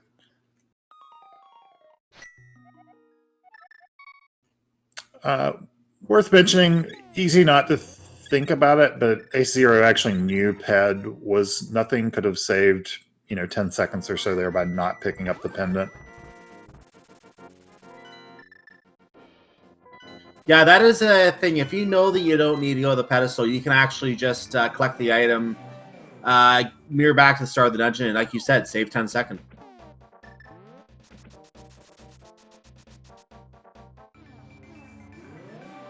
So AceZer is going to pull out the Ducko the Scarecrow with music.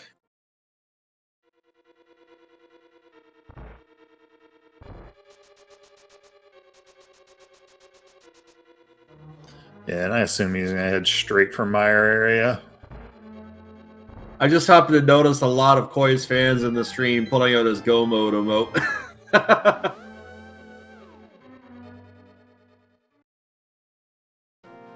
AceZer is now about to get his hook shot, and he will.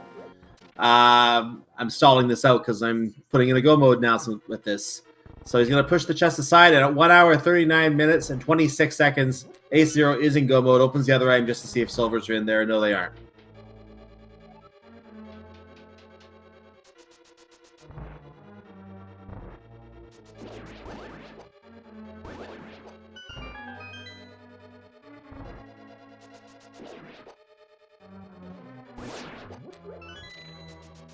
So we'll see how far behind he is upon getting to GT. But Koi's about to enter his 7th crystal fight.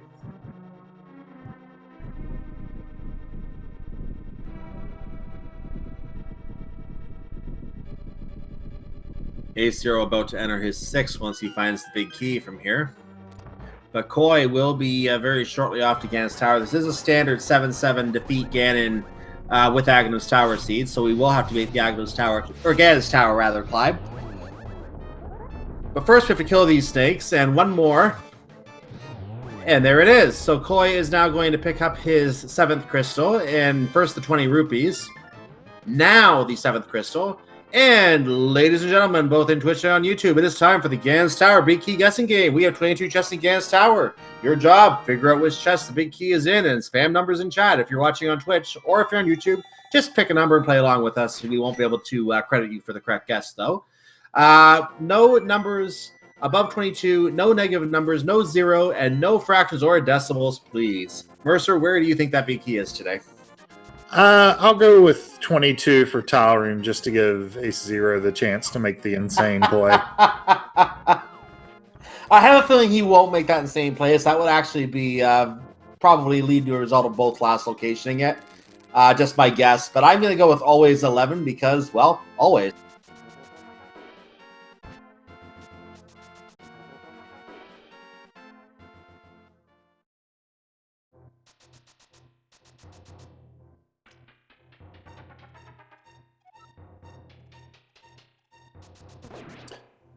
And Koi just doing the Death Mountain climb as AceZer heads through Meyer.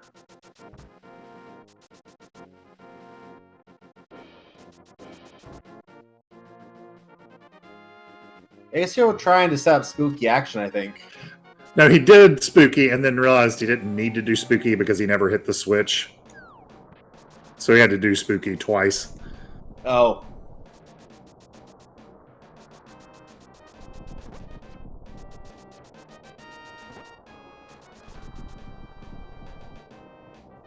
Ooh, AceZer getting dinged by the fire snake there. Was trying to avoid it by going slightly into the stairwell. Koi opening Ganon's Tower, and AceZer going to do his fight of Vidi. Visine boss.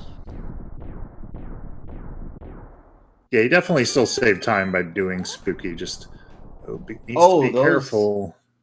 Those eyeballs are going after him. Down to 2 hearts, and the lightning gets him! Oh, no! That was a brutal lightning pattern. Just not nice from Vitreous. That was rude. And, of course, number 2, Hope Room. The big key is found. That's like a nail in the coffin at this point.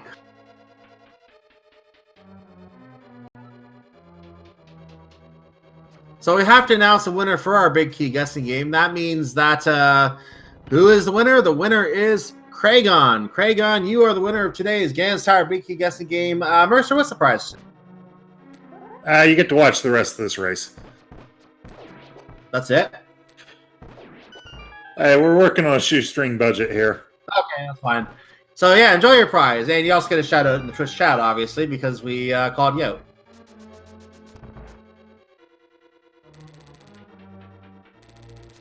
So So we are going to start the first room of the big key section of the dungeon now, of Ganon's Tower. And that will lead us into Cannonball Run.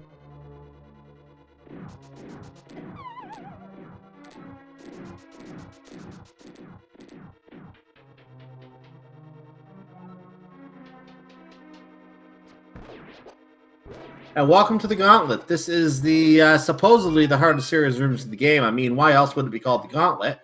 I mean, you got things like this BMO's on a conveyor belt, just causing havoc and making you really question where you should be in the room at all times. But then you get Zyzax with BMO's on conveyor belts, and then they like to hide behind the BMO's, but they come out and die. And then you get ice thrown in. Like, it's just horrible. But Koi is having no problem with it, like most runners of this caliber. Yeah, it's not really even so much the difference between a good runner like these guys and a bad runner like myself is that you have a harder time getting through the rooms at all. It's just that it takes a lot longer than this. And that was a really long final room there, but now he's going to head into the Land Molus 2 fight. That statue in the corner firing pot shots at you is the only real difference, and can actually make it a little more difficult. I feel like this fight would be more fun on ice. Yeah, this is where the ice should have been, I think.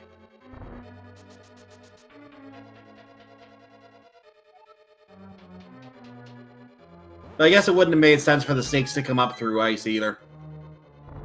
Yeah, I guess there's always Randomizer. Yeah.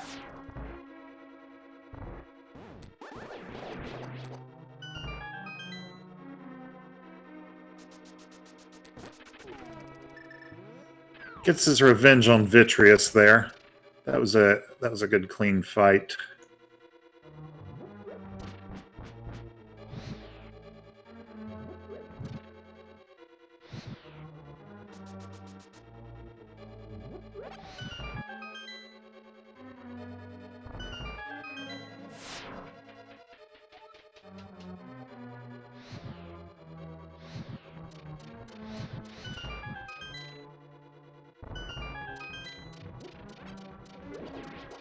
So Koi is now on the 6th floor. He got through all the torch puzzles, or if you want to call them puzzles.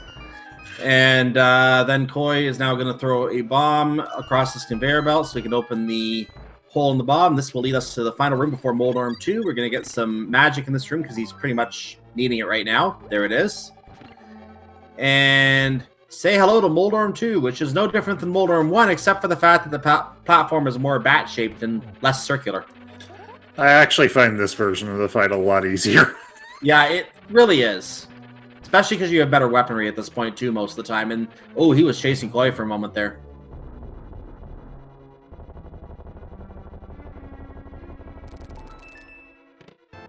And we do open Moldorm's chest, and we find a heart container. Yeah, Silvers would have saved a lot of time, so no harm in opening it right quick. We heard some boinging there. And it sounded like the mini helmet got stuck between the two bumpers. Yeah, I think so. AceZer starting his Swamp Palace trip, but unfortunately Koi is on the Aghanim 2 fight. And we have 3 orbs that get fired at you. Sometimes you get a blue ball like that, but otherwise it's 3 blue balls, or 3 regular orbs that can often come out. And that will cause 6 of those hits will cause Aghanim 2 to fall, and that will end us to the final fight.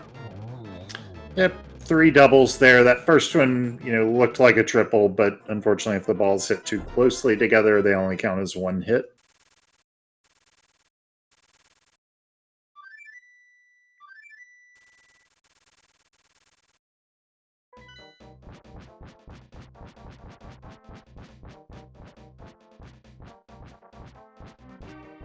So it's time for the Big Pig, and Ganon, being such a ham, is going to give us some kind of line or saying here. Let's see what he has to tell us today. Sometimes it's trivia, sometimes it's just complaining, or sometimes it's just bribing our hero to join him or die.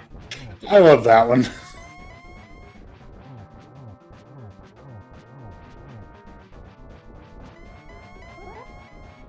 So first phase of the Yan fight, and we're working on a tempered sword. So phase 1 is already done, but it was throwing the trident, trying to stab the hero in midair. It failed. The second phase, now the circle of fire. They turn into fire bats after the circle expands and retracts. And then after enough hits, 12 I believe on each with the tempered sword, we have a temper tantrum phase. Ganon is going to pound the ground when you hit him, but he's going to try to warp around a little bit to avoid you and keep you guessing where he's going to actually try to fire a fire bat at you. That fire bat extends in a circle if he gets it out, but he doesn't often get it out with runners of this caliber. And there's hit number 4 for Koi. So now the final phase, we're going to try to get this torch in the lower left corner lit very quickly. This is what we call the torch glitch. He pulls it off. Notice the right torch never went out. It will now never go out. Normally both torches would go out. You have to light both of them. Koi only has to worry about the left torch now. Yeah, and double spins with the tempered sword, which count as gold hits. I could cut out in the middle of that, but yes, he's going to go with the silverless Ganon strat that he's trying to get the spins.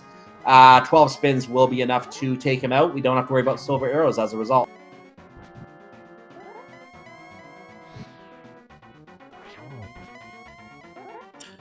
Yeah, the tempered version of this fight a lot nicer than the Master Sword version of this, where you have to do 24 spins. Yeah, it just seems tedious at that point. Then there's a you have to make sure you definitely have to get the torch glitch with the Master Sword. You're gonna have a lot of trouble running out of magic if you can't get your hits clean. But Koi does manage. We are going to have a finish in this race between, or at least for Koi. AceZer on his way to Death Mountain now with the 7th crystal, but it's too late. Koi is already crossing the line, and Koi finishes with an official SRL time of 1 hour, 50 minutes, and 33 seconds. Get your GGs in chat. Now, I do know there is a Mario Kart 64 race coming up live on this channel at 9 o'clock. We are going to try to stay with AceZer. I believe he will finish in time for that. We may not get a lot of time to chat with AceZer, but we will see if Koi wants to join us for an interview in the meantime, as we will be able to at least speak with him if he chooses to join us. I'll think about it. Oh, there he is. That was quick. Hi. GG. Thanks. So what were your thoughts on that seed as a whole? I think I made like the calls that made sense to me. What actually happened was I followed the hook shot instead of the fire rod, and that's all that happened. When you say you followed the hook shot instead of the fire rod, what do you mean by that? Just in terms of routing? Well, like when I found the hook shot behind the flute, behind the lamp, I wanted to follow it. I wanted to do things that were hookshot locked. So not having the boots, I felt like the boots were most likely behind the hookshot. The hookshot locked a lot more stuff than the fire rod, and most of the stuff locked by the hookshot was crystal dungeons. So Mire, from my point of view, was hookshot locked. Swap's obviously a hookshot locked. Part of Ice could have been hookshot locked. I think it was. I wasn't paying that much attention. I found the item so quick. Pyramid Fairy was hookshot locked. Spike Cave was hookshot locked, and unfortunately, the boots were behind the fire rod, not the hookshot. So finding the flute as early as I did, like making the right call to finish out pod, led me to progression that led me away from the boots. Because like if I hadn't killed Helmasaur, like I assume AceZer didn't do that on his first trip. Turtle Rock looks a lot better when you can't go to any crystal dungeons, right? You called it absolutely correctly. I was about to point out the difference there, but you literally pulled it out of the air. AceZer did go to Palace of Darkness. He did complete all the chests and pickup items. The one thing he did not do was take out Helmasaur King. Had that flute, but anywhere else he would have had it. Had he gone to Helmasaur King, he would have had it. But that was the one thing he didn't do, and he didn't come back there for a while. And that cost him some extra time walking back there. He also had a couple execution errors at some point, such as the Ice Palace bomb jump. He only had one bomb, and he actually missed the bomb jump and tried to do Ice Palace the intended way. And that led to some confusion as well. So things like that also ended up costing him. Coming into the race, I feel like, I probably have like a slight execution advantage over Ace. So I wanted to play like moderately safely. Not skipping things and all that. But killing Helmasaur King had nothing to do with that. That was just, well, I got nothing in pod. let's make this worth it. So I went and killed Helmosaur King. And usually, if you find nothing somewhere, didn't mean to cut you off. Sorry. Normally, if you find nothing in any of the chest dungeons, sometimes it can be a good gamble to go for the boss, thinking there has to be one item somewhere. It's probably on the boss. But still, when you're in a pendant dungeon and you're thinking about doing things as fast as possible, sometimes you make that gamble, and sometimes it works, and sometimes it doesn't. Pod's such a dense item location that, most seeds, people are going to go there, unless it's like, pretty jet seed. Pod generally gets checked at some point by most runners. It's only the boss that's really in question. And I did it so early, so I needed so many items, and I knew that the bow was in Sphere 1 in Aegina's Cave, and the lamp was also very early after Dark World Access, just in the front of Skullheads. And generally when you have bow and lamp so fast in a seed, like there's something good in Pod. And when I didn't find anything in there, figured it was probably on the boss. Well, that was a really good call on your part. It actually did surprise us a little bit as well. I think I can say for Mercer as well. Correct me if I'm wrong, Mercer. I think we were both surprised to see you go back to the boss and do that. And then when we saw the flute, we're like, well, he needed that. So that was a good call. Yeah, to me, it's a close call, and I actually expect different runners to do different things there. So I'm not that surprised that one did it and one didn't. But it was a lot of the race from there. And that turned out to be a huge part of the race. Now, granted, AceZero did find the boots before you did, so it became a question of when you would go to Turtle Rock. Yeah. But we could see you were running out of locations, and we thought sooner or later you got to go there before he is able to finish all the dungeons. And we had a feeling you had the race at that point, but it was just a matter of both of you finding your go mode items. He did find his flute finally. That did lead him to the village that led him straight to Mr. Mario. He found his hook shot. He was in go mode, but by then you were going into Desert Palace. I tell you, like when I was walking through the seed, I try and imagine, like, well, what did my opponent do? What could they have done differently? And the Sphere 1 bow check, you could easily put that off for quite a while with Dark World Access where it was. And then killing Helmosaur, not everybody is going to do that, depending on like when they get there, what kind of situation they're in. And I realized, you know what? If the boots are in like Thieves Town or Turtle Rock, I might actually be screwed. Because if that's the case, they have the boots for so much longer than me, and they just have a different go mode item. But like, if there's one item you want to have at the same time as your opponent, it's the darn boots. Just making every room so much faster. Yeah, AceZero did miss the bow initially, but went over to Desert upon getting the book.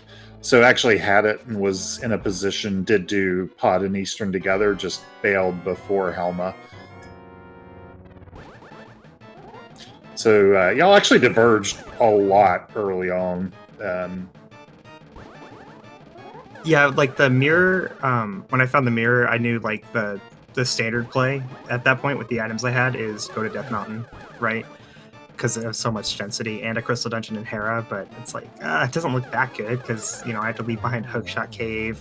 Like, I'd have to drink a potion or something if I wanted to do Spike Cave. I don't have the book for Ether Tablets, so I'm like, let's put it off for a second. And I wanted to go get the darn Fire Rod because I screwed up the Splash Delete the first try. I was so nervous. Just started walking down before I actually put down the bombs for no reason. Yeah, I was at one point speculating on whether the two of you knew that trick or not, and then I realized that I had learned it from your tutorial video, so you probably knew it. Well, I did the Splash Delete to Fake Flipper initially, like to get to Waterfall Fairy, and I just had to do it one more time for Zora Ledge. But like I had the water walk still because there was nothing on Zora, so you can stand a lot farther south than normal. So I try to get in a position where I can place the bombs down and then start walking, and it's pretty free, but you have to put the bombs down, and I did not do that. So when I hopped off the ledge, it puts me in a water walk state where you can't walk on water anymore. You're just standing there. If I didn't have water walk and I made that same mistake, like I just do it again. But because I had water walk, I'm stuck now. And AceZero heading into phase 4 of Ganon. And no, we did not find the silver arrows. They were in Ganon's tower, it looks like, today. I didn't catch that before. Shocking, given the number of locations we did not see with that big key Yeah. in just one. Yeah, it was a nice big key. I don't know. I don't feel that great about this race because, it could have been so much faster, right? You could have go-moded like 4 of those crystal dungeons like full cleared. Just had to make both calls. You had to go the pod call and the TR call. And if you make both of those calls without going through the crystal dungeons first, then that's like Galaxy Brain top level play right there. Like that's just quite a good call, because obviously not making those calls and gambling that there's nothing in there. If that one item wasn't there in both cases, you're wasting your time in that dungeon, and that's like 4 or 5 minutes wasted in each case. So it just whoever makes both those calls in a let's say in a daily race, 100 people, let's say. That would be the person who wins the race, most likely. Anyway, AceZer is finished. He is going to try and join us for a couple minutes here. I did mention we are short on time, so he will join us for a couple minutes, and then we're going to wrap up and turn over for Mario Kart. They do a separate restream, so he will be going down as we change over to the Mario Kart race. But AceZer will join us for just a moment here.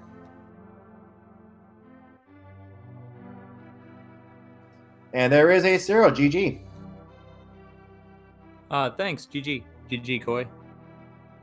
So knowing we are short on time, what are your thoughts on that seed and on that race? The seed was pretty fun. I liked it. I definitely liked the interesting equipment I had when I went to Dark World. Like, no sword, but I had a cane and plenty of magic. Kind of made that an interesting, some routing choice, interesting combat. Obviously, I made the wrong call to leave pod. And then my Ice Palace just really got me tilted from the rest of the seed like that. I forget how to do the dungeon without the bomb jump, and then I didn't have the right key layout to work in my favor anyway. I couldn't bomb jump the hookshot room either because I was out of bombs. So I just didn't know what to do. And yeah, kind of went for the Hail Mary from that point on into Swamp, thinking there's no way I'm not behind after all that. And I could catch back up if I get, lucky in Swamp, but it was fun.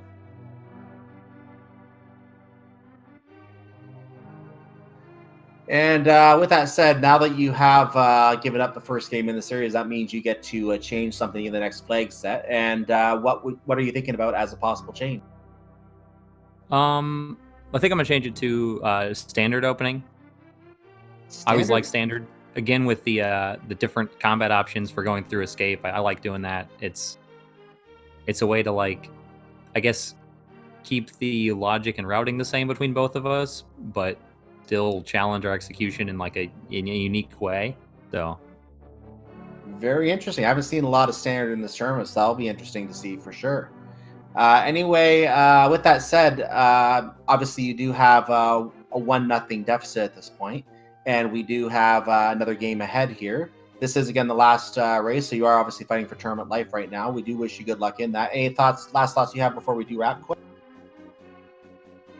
Not really. Thanks for your work commentating, guys, and tracking and everything with the restream. Hopefully everybody enjoyed the race. It's a shame it couldn't have been a little bit closer, but it's the way it goes sometimes. Right quick, what weapon do you root for out of Escape? I'm always curious on that answer from people. Bombs. Of course. Why would you want anything else? Bombs is the biggest execution test, I think, as well, because you have to place that bomb in such a way that the guard either will not notice you and will get hit by it, or that they run into the explosion because you placed it in the perfect spot for where they're going to run. So it really is an execution challenge, and I like seeing bomb escape done just for that reason.